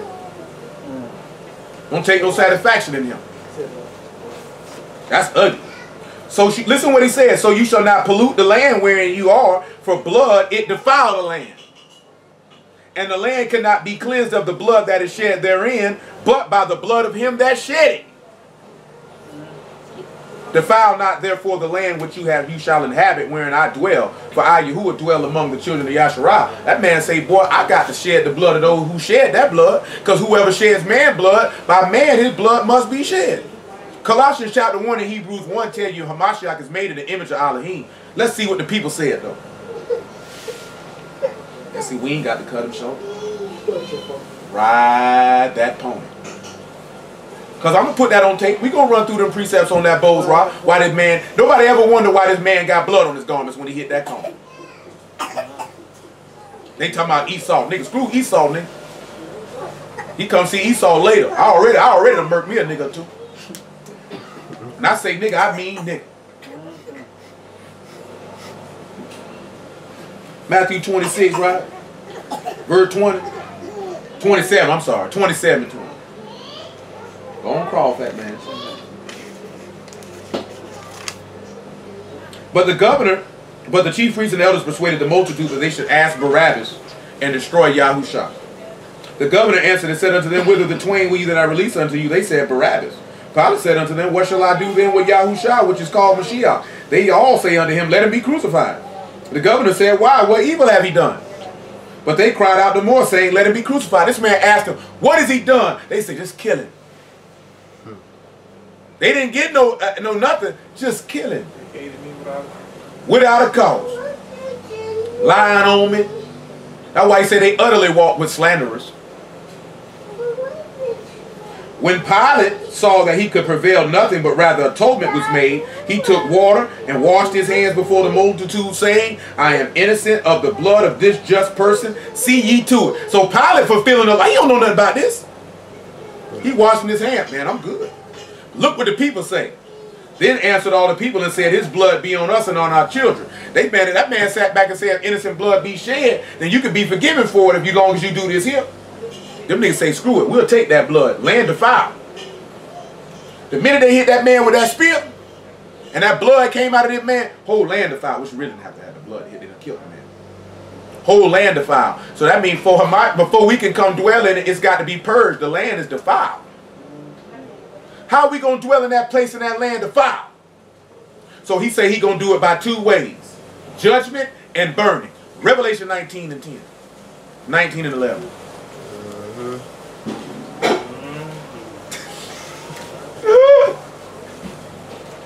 You ain't got no shirt, fat man. We put you on tape. We don't want the young girls to look at your nipples. Send all the young babies in the tizzy. So who's that handsome baby there?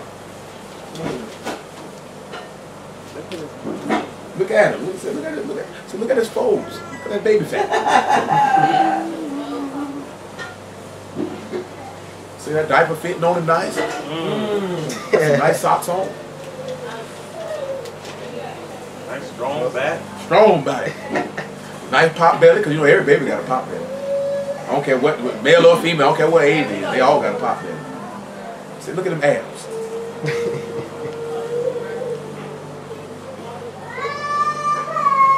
And I saw Shamahim open and behold, somebody getting beat. That's Christian. I know.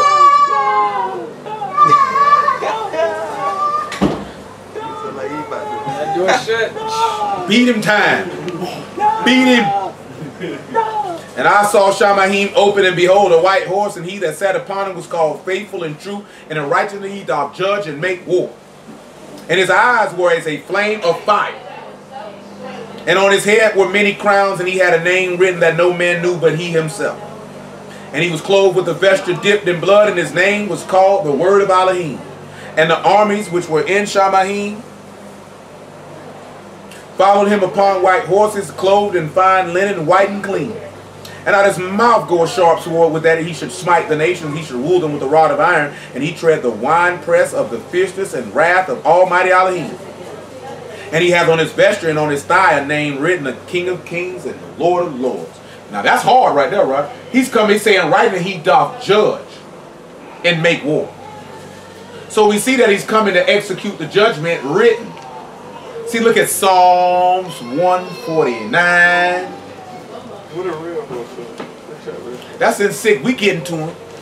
I ain't forgot about the horses. I ain't forgot about it. I gotta take the time. I ain't start till about 3 anyway.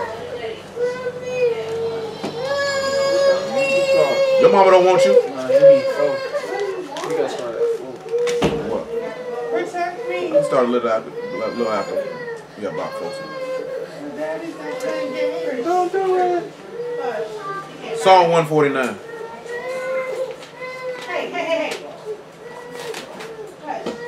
149, verse 4.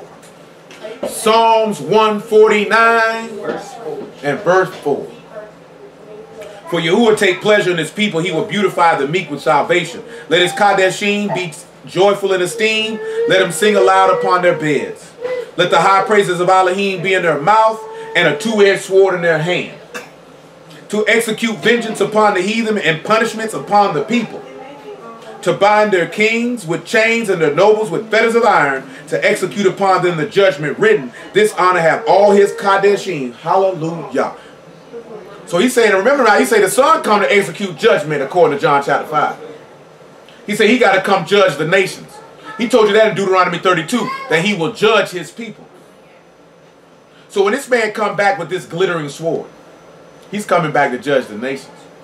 And also the children of Yasharal.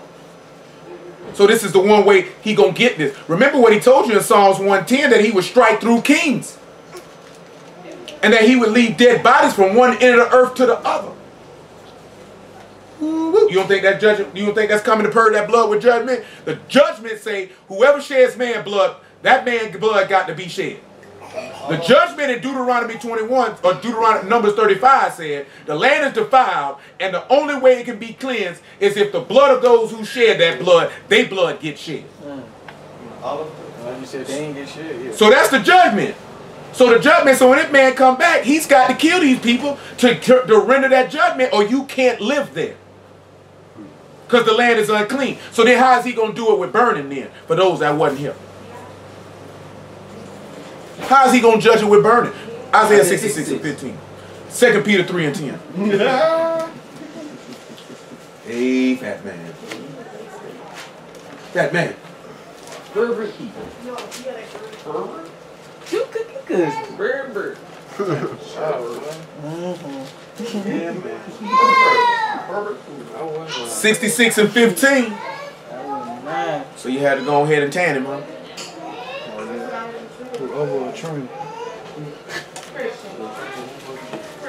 I ought to stop the train. Yeah, they don't slow down. Isaiah 66 and 15. For behold, Yahuwah will come with fire and with his chariots like a whirlwind. Oh, man. Didn't we already read that whirlwind?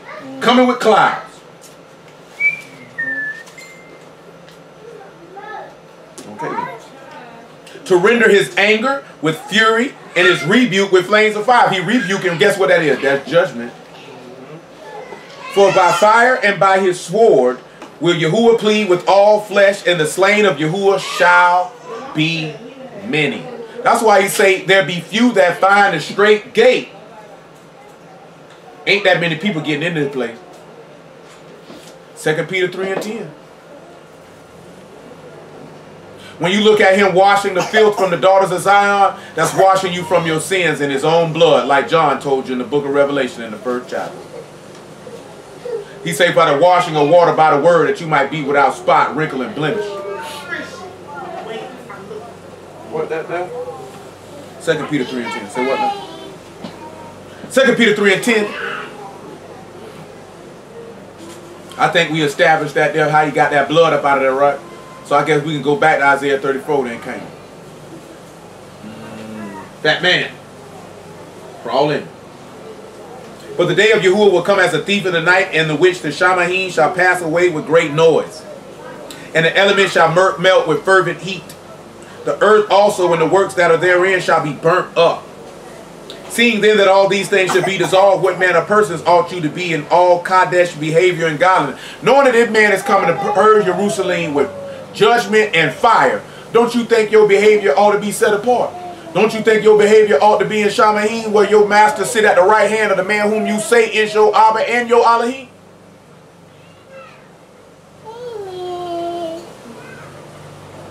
Looking for and hasting unto the coming of the day of Elohim, wherein Shamahim being on fire shall be dissolved, and the elements shall melt with fervent heat. Nevertheless, we, according to his promise, look for a new Shamahim and new Arats, where dwell righteousness.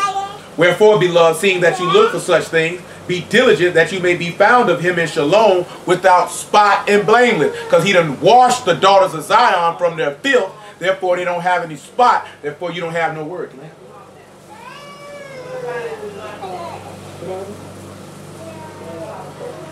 Please. Okay, come on back to Isaiah 34. Thank you.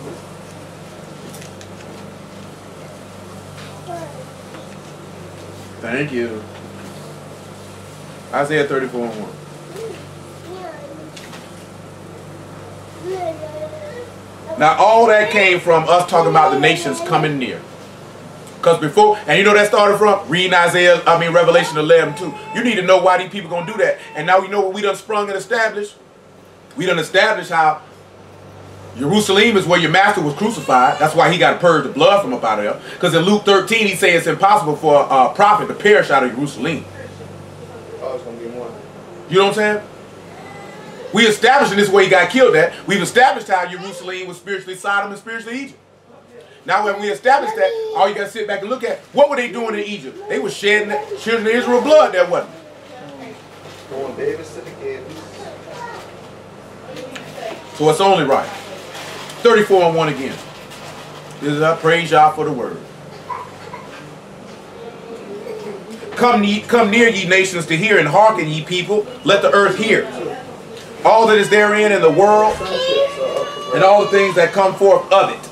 For the indignation of Yahuwah is upon all nations. All means all. Not Yasharal and then everybody else.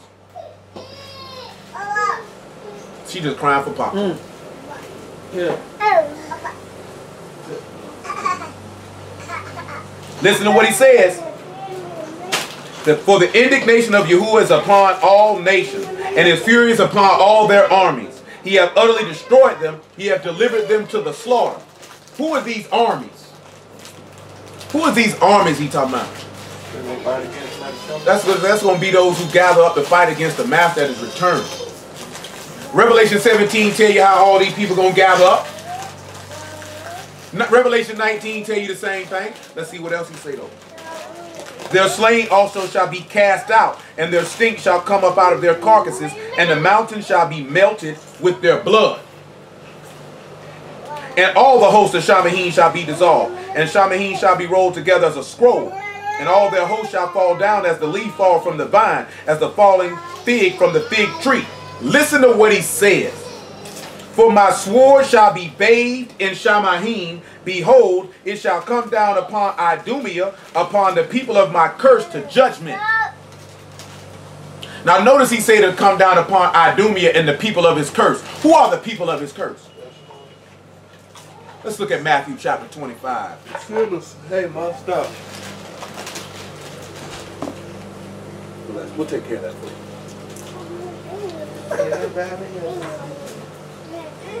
Give me that pillow. Matthew 25 and 41.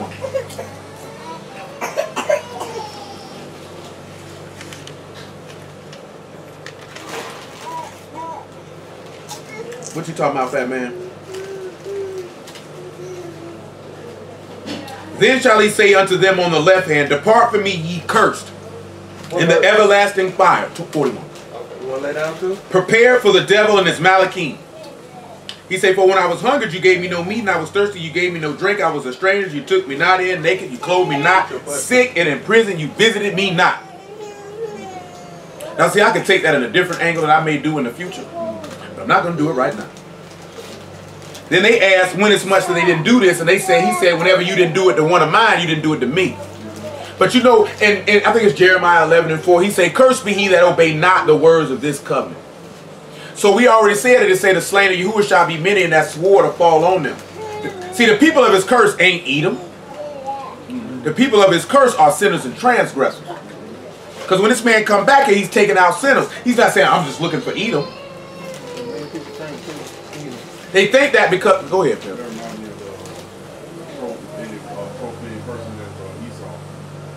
Yeah, he say who sold his birthright for one morsel of meat. You think they say because Edom is the end of this world? Yeah, but I don't care what their apocryphal say. That's not in the, that's what the You don't know? Dog, that's what he got. Yeah, that's in the apocrypha. That's in 2nd Ezra. Probably about verse chapter 7 or 8. 6. I know it's in 2nd Ezra. I know that's it. Oh, okay. That's what they run to. Like what that group was. Who can I run to? Amber Alert. Amber Alert. Somebody stole a little girl. Man, stole the little white baby. I know them niggas like, well, I know there ain't no hurricane alert. What? That Turning nigga, around, it's turning around. no, that nigga, he ain't turning around. That storm probably gone. That nigga in South Carolina tore the land up. So it didn't do the U-turn? No, I went to South Carolina. It's already landed there. You hit the landfall? Yeah, in Charleston. I I knew that boy your meal at. I knew that was gonna happen. I knew it was gonna. Most storms when they come up this way, man, they shoot right by here and hit the Carolinas. Category it is still. No, it's probably nothing. One now, yeah. It's probably a tropical disturbance.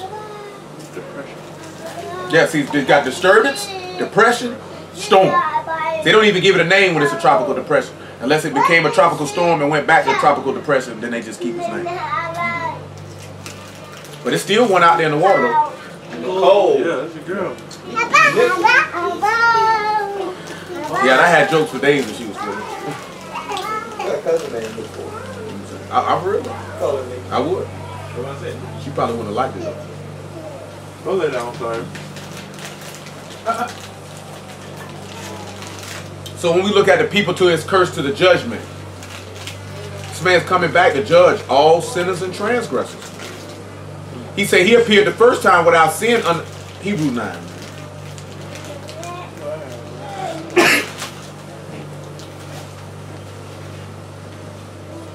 But don't know what you want to go. 9 and 26. She throw it out there like, if I say it real cute, maybe it's let it slide. For then must he have suffered since the foundation of the world, but now once in the end of the world, he hath appeared to put away sin by the sacrifice of himself. So he gonna put all the sinners out the land. You know, he tell you that in song. I gotta remember what song that is. Hold on. I gotta remember what song that is. I wanna say 79. Let me make sure. And then y'all can swing around there too.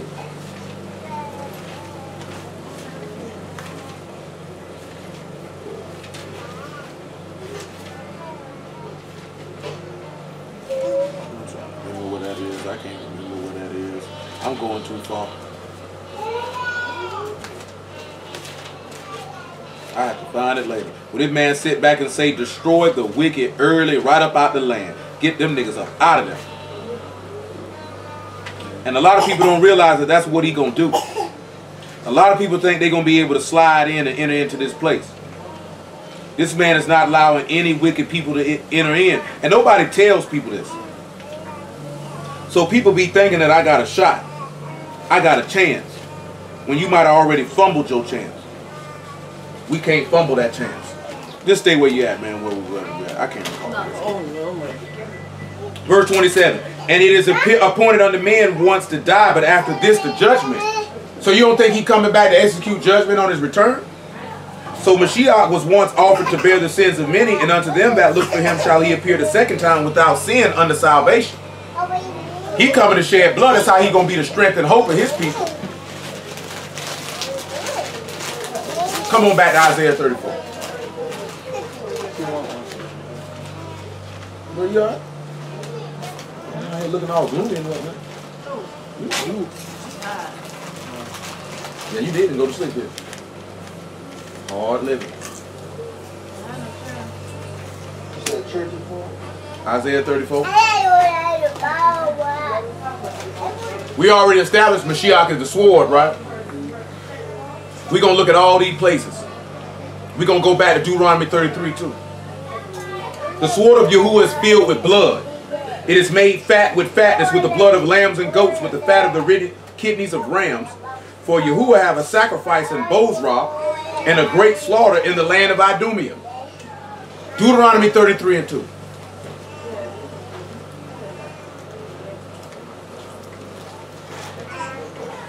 What you talking about, fat man?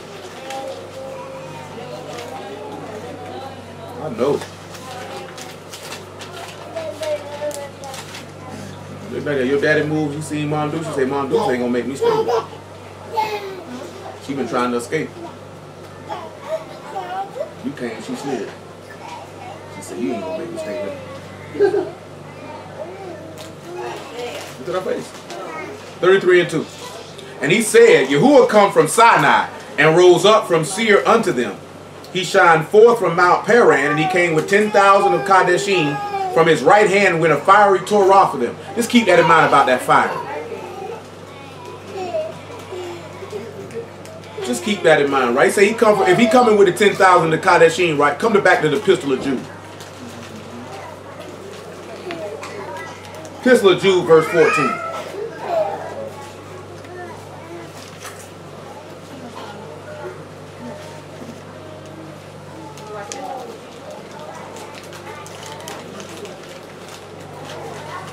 And Enoch also, the seven from Adam, prophesied of these, saying, behold, Yahuwah come with 10,000 of his Kadeshim to execute judgment upon all and to convince all that are ungodly among them of all the ungodly deeds which they have ungodly committed, and of all their hard speeches which ungodly sinners have spoken against him. This is the people of his curse. Just don't get stuck talking about that Edom, right? Let's look at Isaiah 63 then. Because how he going to get to Edom and he got blood on him? He got blood on him before he get there.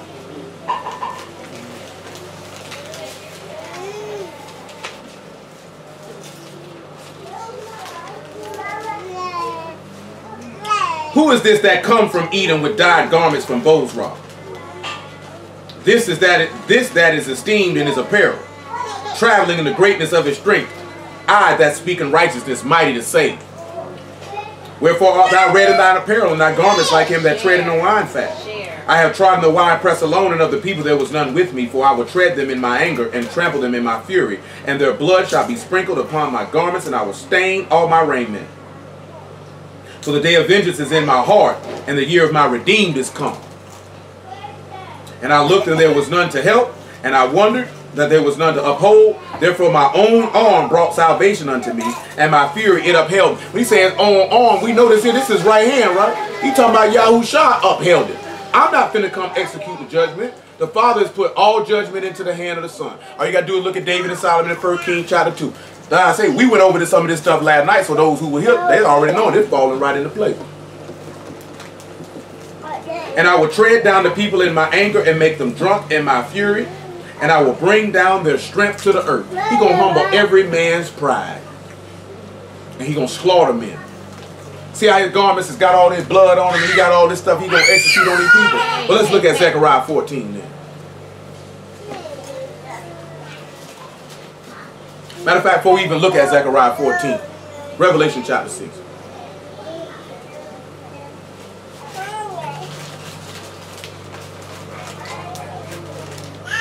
Six and 1. Mom, you better not bite her. Revelation chapter 6, verse 1. We had an intercom from here.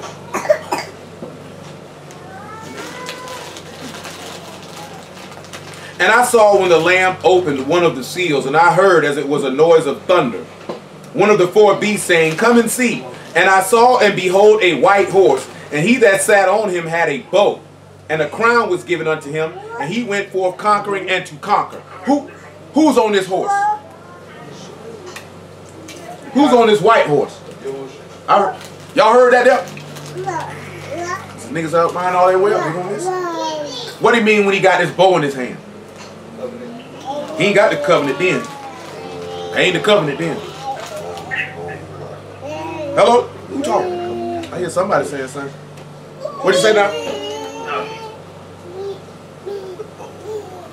When you say... Oh, okay. When he's talking about a bow, what you use a bow for? War. We already read in Revelation 19 and 11 where it states that he coming back on a white horse. Shoot them arrows. He taking them out. Let's look at the next thing. So we was conquering and to conquer. How is he conquering and conquer? Revelation 11 and 17. Come here, Mom. 15 actually.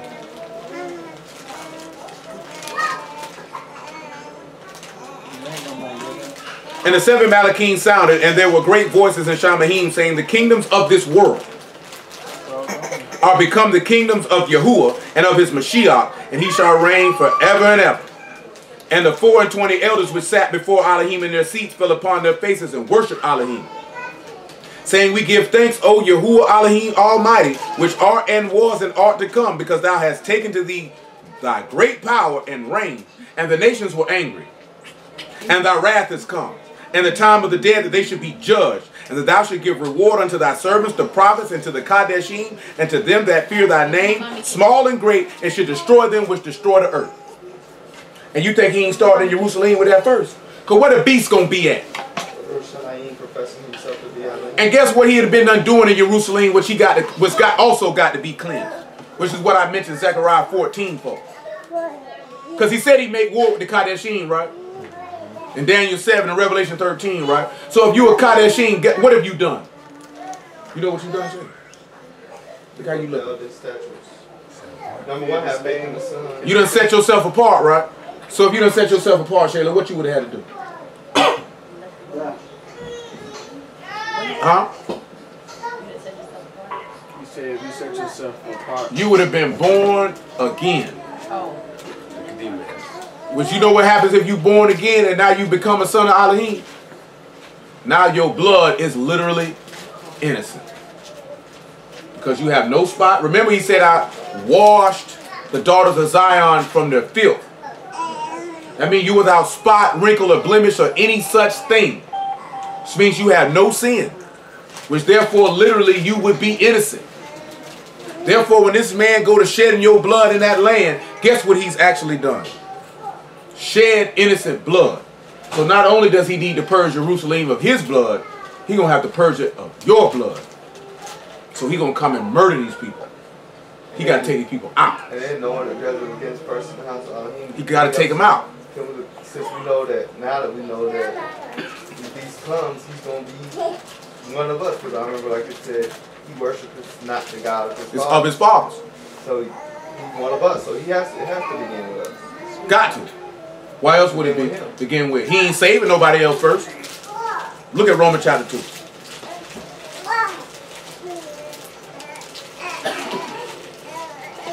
Batman. 2 and 7. 2 and 6 actually. Who will render to every man according to his deeds. To them who by patient continuance and well doing seek for esteem and honor, immortality, eternal life. But unto them that are contentious and do not obey the truth, but obey unrighteousness, indignation and wrath, tribulation and anguish upon every soul of man that do evil, of the Yahudim first and also of the Gentile. But esteem, honor, and shalom to every man that work good, to the Yahudim first and also to the Gentile, for there is no respect of persons with Elohim. So he gonna save you first and he gonna kill you first. You know what I'm saying? Before he see why you think he's stopping in Yerushalyim and why it's going to be imperative that he makes something happen to cause us to go over there. Because I'm going to save you first and I'm going to kill you first. I'm going to kill these niggas over here who've been killing in my land because he said I got a controversy in Zion. I'm going to come see you niggas. Revelation chapter 6. So when we see him conquering and conquer, this man's going to be conquering the whole earth, or subduing it, or bringing it under subjection unto his hand and taking his dominion. And you don't think that the nation's going to be angry? You got to take that up out of here, baby. Take that out of here. You don't want it. Verse 2, verse 3 actually. And when he opened the second seal, I heard the second beast say, come and see. And there went out another horse that was red. Power was given unto him that sat thereon to take shalom from the earth, and that they should kill one another. And there was given unto him a great sword. Now when we look in the Greek for this word, for red, you know what that word means? Red or fire. Fiery. What did he say that he was coming on in his right hand he was coming with? A fiery law was coming out of his right hand. Hold on one second. You have been disrespected. I told her she knew you came. She said when she knew you came, she could dip. She said she don't respect your gangster. Say you pulled that spatula out for a little bit. She said, but you put it away. She got out of there so smooth. You want me to relinquish her? You know, we can send the the baby marshals after. We're always ready. That word is puros, and it's having the color of fire, red. So let's look at Zechariah chapter 6 and keep your place in Revelation 6. Don't be hard-headed, baby. Right there, baby.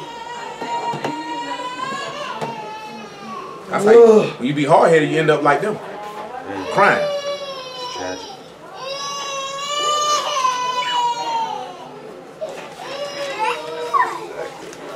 Zechariah 6 and 1. And I turned and lifted up my eyes and looked, behold, there came forth chariots from between two mountains, and the mountains were mountains of brass. And the first chariot were red horses, and in the second chariot black horses, and in the third chariot white horses, and in the fourth chariot grizzled and bay horses. Then I answered and said unto the Malachim that talked with me, what are these, my master? And the Malachim answered and said unto me, these are the 4 ruachs of Shamahim, which go forth from standing before Yahuwah of all their rest, or the master of all their rest. The black horses which are therein go forth into the north country, and the white go forth after them, and the grizzled go forth towards the south country. And the bay went forth and sought to go, that they might walk to and fro through all the earth. And he said, get ye hence and walk to and fro through the earth. So they walked to and fro through the earth. Then he cried upon me and spake unto me, saying, behold, these go toward the north country, and have quieted my ruach in the north country. Now why would he say that these 4 horses? It's saying it's 4 horses in Revelation 2. What do people like to call them? The 4 horsemen of the apocalypse. Yeah. That's just what they call it, because they look at it as apocalyptic, meaning, you know, the end or things like this. That's why they use that terminology. You know what I'm saying? Same horses, but their colors a little different. No, grizzled is, you know, he got spots on him. You know what I'm talking about? That one that said that it's a bay horse is kind of green. Colors represented as being green. Like bay leaves. Yeah, something like that. You know what I'm saying? But he said that they go and they send them to specific places to execute specific judgments. He just didn't tell you what the judgments were. How do we know that? Because he said these horses have quieted my spirit. That means my spirit was kind of frustrated. I needed some satisfaction, so to speak. They help do that. They help do that. So when we sit back and you look at Revelation chapter 6 again, It eases my mind. gotta ease my mind. But not with them other, but not with those bay leaves. Not with them color leaves. Just use the book to ease your mind. Jeez. No, I'm like murder. Gotta ease my mind. Okay. So look, what do y'all think this red horse is representative of going through the earth, taking shalom from the earth, that they should kill one another, and it was giving him a great sword? It makes me think about, for whatever reason, like water. There's no fire upon there, just chilling. But not even the son of perdition, because it's the Lamb who opened these seals. So when you turn around and you look at this particular horse sliding through the earth, causing war. Remember he said, nation shall rise up against nation, and kingdom against kingdom, and you shall hear wars and rumors of wars. Because Mashiach is moving these people to set these wars. That's what he sent this red horse out for. And he said he sent him to the north country. Well, what country is north of Yerushalyim? Babylon. So he's stirring Babylon up. You know what I'm saying? Do we not read that in Revelation 17 where Babylon gets stirred up? Let's look at that in Revelation 17 where he's stirring up. I ain't gonna lie. North Country, I always thought it was like North America. No, that's Babylon. That's when I was in my doctrine. Because, I mean, I always thought Babylon. But that's one West doctrine. Yeah, because I always thought Babylon was east. But then when you go in prophecy, North Country, and he always talking about when he North sent America. Judah, he be like, I sent him to the lands of the north. Yeah, sit down on that. No. One for you. Take it. I'm sorry, brother. Everybody go ahead and get them little Wowzers or something. But look, when he sent Judah, when we talking about the captivity, You got a bottle in it. It's a cut right there by you. Yeah, she got a bottle in it. And that one right there? I don't know, it's too late. I'm sitting Pass that, try. when he Yeah, I said always Babylon thought the that. captivity, he referred it to the land of the north. Then I mean Judah the captivity, but he was like, that's the land of the north. 17 and 10. It's just because that's what they tell you. See, north, that's North America. I'm definitely about that.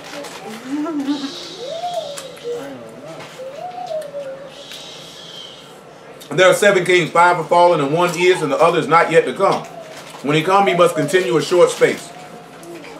And the beast that was and is not, even he is the 8th and is of the 7th, and go into perdition. And the 10 horns which thou saw are 10 kings, which have received no kingdom as yet, but receive power as kings 1 hour with the beast. They shall have one mind, and shall give their power and strength unto the beast. These shall make war with the Lamb, and the Lamb shall overcome them. For he is the master of masters and king of kings, and they that are with him are called, chosen, and faithful. Oh, here it is, verse 16, what I wanted actually. These 10 horns which thou saw upon the beast shall hate the whore, and shall make her desolate and naked, and shall eat her flesh and burn her with fire. For Elohim hath put it in their hearts to fulfill his will, and to agree to give their kingdoms unto the beast, until the words of Elohim shall be fulfilled. See how he say burning with fire, and that red horse is symbolizing fire, and he's moving these people to go to war. You know what I'm talking about? Before the master even come, it's going to be wars that went down because they got to take the people who going to resist the beast. You know what I'm saying? 9 times out of 10, America probably going to be a country that's going to resist the beast and not go along with it, contrary to what most people think. Come on back to Revelation 6. Why do you think that? Just curious. America be like, there ain't nobody. I just see America as like they don't want nobody telling them what to do. Ain't, not even just that, because of the individual who will be standing up to do it. He's gonna be a broom. And he's gonna be a Muslim. Oh, touche. You know what I'm saying? They gonna You buck. already know the false prophet gonna be a brew. The false prophet gonna be a brew? Yeah. When you say brew, you mean of color or you mean brew as in? 9 times out of 10, they gonna be a Hebrew, bro. It says yeah. Not worship the God. And you know how they gonna be a Hebrew? Because they gonna be Arabs. Esau is your brother, he's still a Hebrew. That's how you say them when they say to the time of the Gentiles being fulfilled. They try to use that time to the Gentiles being fulfilled as Esau. That's too stupid. Esau not a Gentile, bro. Yeah, he's not a Gentile. They already use propaganda in this land to get you to go against Islam. And he gonna stand up promoting that. They already doing it. They call it Chrislam. Yeah, I've seen that. So they already, yeah, they merging Christianity and Islam. And Judaism. So who was? That's confusing. It's called the Roman Catholic religion. Yeah, smoking crack. It's called Babylonian pagan sun worship. Because in Daniel it said the ships of Kittim. Kittim is a place of Rome. So yeah, he said that whore that sit upon many waters is a miracle. That's what niggas said last night. That's what they always say. Verse 4. Verse 5. And when he opened the third seal, I heard the third beast say, come and see. And beheld, lo, a black horse. And he that sat on him had a pair of balances in his hand. And I heard a voice in the midst of the 4 beasts say, a measure of wheat for a penny, and 3 measures of barley for a penny. See thou that thou hurt not the oil and the wine. Now he said a black horse there too, so what the black horse supposed to be doing? Making sure the Kardashians don't get hurt. Ezekiel chapter 9. Then he said he had a measurement, right? Yeah. Hosea chapter 3. So much dope, boy, I'm overdosing on the dope. Ezekiel chapter, it might be 9. It might be 8 actually. Let me see. Bye bye the why.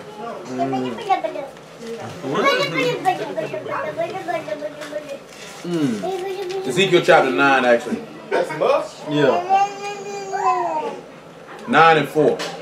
Man, you know that's a line. She say that that above the book all the time. Let that be known. Ain't that right? The nigga off the wild thornberry. Make it 3. Ezekiel 9 and 3. 9? And the esteem of Elohim of the Elohim of Yasharal was gone up from the cherub, whereupon he was to the threshold of the house, and he called to the man clothed with linen, which had the writer's inkhorn by his side. Yahuwah said unto him, go through the midst of the city, through the midst of Yerushalyim, and set a mark upon the foreheads of the men that sigh and cry for all the abominations done in the midst thereof. The oil and the wine is representative of what? People. The spirit, the ruach. The oil is the ruach, the wine is his blood. You covered in his blood. You got the mark in your forehead, that's the sign of the man's blood. Don't hurt them. Period. The wrath of Elohim, all you got to do is go right back to what? Passover. Oh, I was at Egypt when it was still... Egypt, Passover. Put the blood on the door. Don't touch them. And then remember, it got dark in Egypt, but it was still light, and they doing it. Don't touch them. Leave them alone. They've been marked. Yeah, because he said that was spirit of death. Yeah, he said do not touch the oil and the wine. Don't hurt it. That's what the black horse has been instructed to do. To protect them. Then he said, but measure them. Which means you got to be tried and judged. Hosea chapter 3 though. He said with a ball. I'm sure. Go get some. Go see your mom. She can watch your nose. Jose 3 and 2. You finna get a change, fat man? You got ratings? You got ratings? Good ratings? Close your legs. So I bought her to me for 15 pieces of silver for a homer of barley and a half a homer of barley. Send them back around the other way. Go that way. That way. Come this way, Mom. Mom. This way. Walk this way. You go. Go ahead. And I said unto her, thou shalt abide for me many days, thou shalt not play the harlot, thou shalt not be for another man, I will also be with thee. You see how he measured it out? That one horse? Or the one Malachim or the rider of that horse? Barley, measured it out because he bought you with barley. Let's see what he bought you with. 1 Corinthians 6 and 19. Bought you with a price. He bought you with his blood. That's what he got to do the measurement, the just weight, the just balance. Well, how you got a just weight and a just balance? By abiding in Mashiach. Therefore, you'll do what is right. That's Deuteronomy 25. What you doing, Boots? You know, niggas ain't gonna like it. Ask me if I care. Do you care? I do not. Do you care? I give less than 2 Londons. Less than 2 Londons? So not even, what about less than half a London? Just 2. Just 2. Just 2. 6 and 19. What? Know ye not that your body is the temple of the ruach HaKadosh, which is in you, which you have of Elohim, and you are not your own? For you are bought with the price. Therefore esteem Elohim in your body and in your ruach, which is Elohim's. He measured you out now. He measured you out. He weighed you out, and he said he'll protect you. That's what we talking about when we were talking about those in Revelation 12 going in the wilderness. Even if you get killed, this man say your works do follow you. Man say he'll give you a white robe. But he's specifically referring to these Malachim. Don't hurt these people. Because we see it in Zechariah, he sunk these in the same areas. Right there in the same area what we call the Middle East. That's where these horses riding at. He ain't riding around America and say, let me holler at you. Riding around Europe, let me holler at you. Because that ain't the North country, that ain't the South country. The South country is Edom and Moab. That's what's south of Yasharal. Everything that's going down is going down in the land.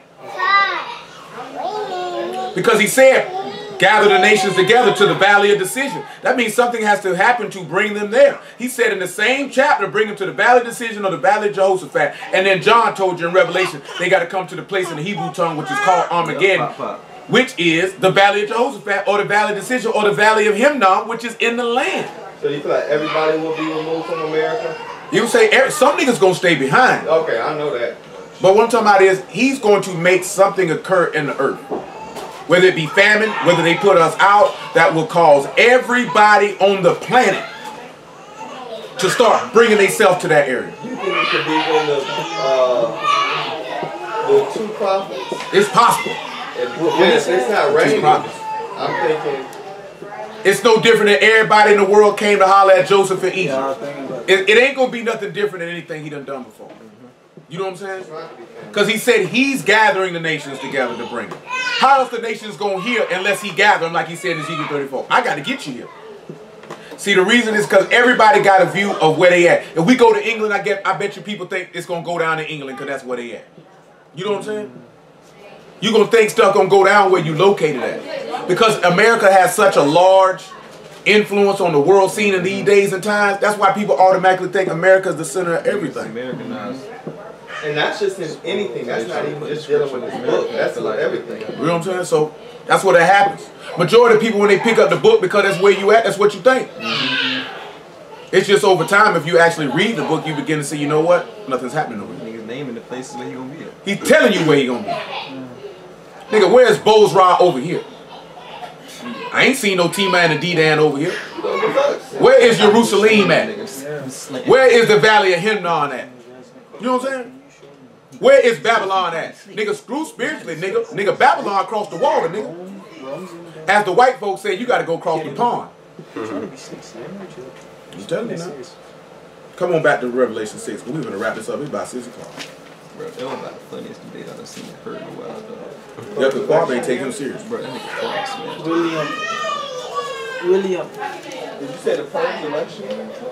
6 and 7. And when he opened the fourth seal, I heard the voice of a fourth beast say, "Come and see." And I looked, and behold, a pale horse. And his name that sat upon him was Death. And hell followed with him. And he was given unto them over the fourth part of the earth to kill with the sword and with hunger and with death and with the beasts of the earth. Now, who you think is that man on that horse? Who that's representative of? Satan. That's representative of the beast. Look at what he said he'd be able to kill him with. The way I said it. When you sit back and you look at what he's able to kill him with. Because the beast ain't got no power to do nothing but what y'all give him to do. Satan ain't got no power to do nothing but what y'all give him to do. He say he'll kill him with hunger. What did the man say you won't be able to get? You won't be able to buy nor sell, so you won't be able to cop no food. He say death and the grave follow. Whoever follow this man gonna taste the second death. And the grave following right behind him. He had the pale horse. He's sitting on the pale horse. Verse 8. 6, 8. We at 8. I was gonna say that. See, man, he say he's able to kill with the sword, with hunger, and with death. Huh? Yeah, hell follows him. Hell, death following him. Sheol following him. Wherever Satan go, what's following him? And that nigga tried to say this stuff was about the white man, the red horse, see? Because Edom red. Yeah. Oh, Bro, that jump was crazy. That's just gas. Zechariah 14.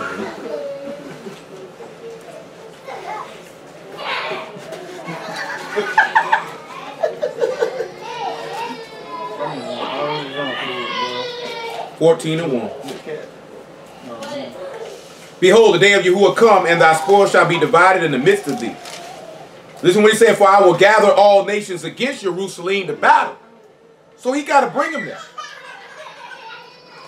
America, bro. And the city shall be taken, and the houses rifled, and the women ravished, and half of the city shall go forth into captivity, and the residue of the people shall not be cut off from the city. Then shall Yahuwah go forth and fight against those nations as when he fought in the day of battle. So this is now his garments are already stained now. Now he coming through Bow's Rock. I gotta come see you niggas. Cause you know who hanging out in Bow's Rock? Crown Prince. He hanging out there. I'm gonna tell y'all something, right? Yeah. Niggas don't really sit back and realize it. They don't really like to mention it. Islam is just as big, if not bigger, than Christianity is. Most people dropping down Christianity going to Islam. You know what I'm saying? That's what back People don't really realize that. Worldwide. Like worldwide, bro. It's other countries, how we see like Christians, they're Muslims. It's the opposite. There's They like Muslims, bro. On every corner, like a few little churches, like Christian churches. See, in American worldview, you wouldn't really see that because they don't want to press that. But they always they scared of what? Sharia law, Sharia law. I mean, I was doing work for Apple. That's just, they said the Muslims taking that's over the England. Muslims wrong. They said they taking over England. They were mad when people get mad. They're mad because there are billions of Muslims. People are walking away from the Christian church and not picking up nothing. Like it ain't like a lot of people turning from being Christian and becoming a Muslim. They just like, I'm straight. Do you know what I'm saying? But worldwide, bro, most East Indians are Muslims, bro. Most people, majority of people in the Eastern Hemisphere are Muslims, bro. Majority of the people, and I know this because I'm just a student of history, and if you just watch the news and pay attention, because they do show you this. Most people in the Eastern Hemisphere, bro, are Muslims. That's why in America, the stigmatism is attached to terrorists. So if somebody be a Muslim, they automatically think terrorists. Because of the propaganda. In the East, most people are Muslim, so they make it feel like people from the East are untrustworthy. So you want it, that's why I say America would buck. Yeah. They would buck. Because you got to understand something. Muslims, Islam ain't with worshiping multiple deities. They ain't on that. Now they hypocrites themselves now, and they wicked themselves now. But they not on that. You know what I'm saying? They not on that. America, what they always say about the Muslims, they're trying to take away our freedoms and our liberties. They hate us for our freedoms. They've already got in most white Americans' mind programmed to hate a Muslim and to fight them. That's already in their brain. That's already in their brain. Nigga, Muslims got long money. Like the only time they done went over there and got rid of nigga quickly was Saddam Hussein. They was able to slide in there with help to get rid of Gaddafi. You know what I'm talking about? But they don't. You don't notice they don't go over there and mash them people like that. Now they helped the Muslims against Russia and Afghanistan in the 80s. I was gonna say by them taking out those two big leaders over there, that ain't called like a big war. No, because they not connected like that. Matter of fact, because you know what I'm saying, nigga Gaddafi wasn't connected like that. Nigga Saddam Hussein, they didn't like them niggas like that. That was trying to separate. That what they took. You know what I'm saying? These niggas had their own agendas. These people are not unified. Like nigga, Assad ain't down with the president of Iran. Them niggas ain't down like that. But nigga, it's the Saudi clown prince that tell all them niggas what to do. Tell who he got the long money. He got the longest money. The Saudi, whoever the Saudi crown prince is. The Saudis don't really be fighting niggas, bro. At all. At all. Like niggas don't.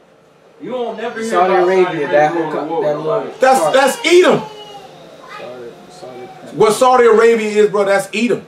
Yeah.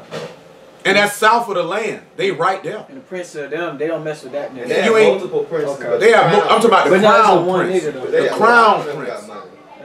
Nigga, they got trillions. They look very similar. You ain't never seen Fast 7? Oh yeah. That's what he was at. Oh okay. They don't mess with them, bro. Yeah. Nigga, they went to go ask them people, America went and asked them, can we shoot missiles from your land? And they told them no, and they ain't say nothing. Nigga, you ain't noticed they say all the hijackers on 9/11 was from Saudi Arabia, and they went and fought Afghanistan and not Saudi Arabia? Nigga, they ain't said nothing about Saudi Arabia. Because they ain't finna mess with the people. They call the shots.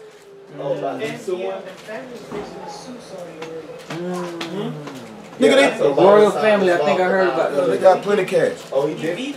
So let's sit here. We'll just stop there. Praise y'all for Yerushalyim. We start right now. We might come back later. We got a couple more days. Y'all sure the free lost.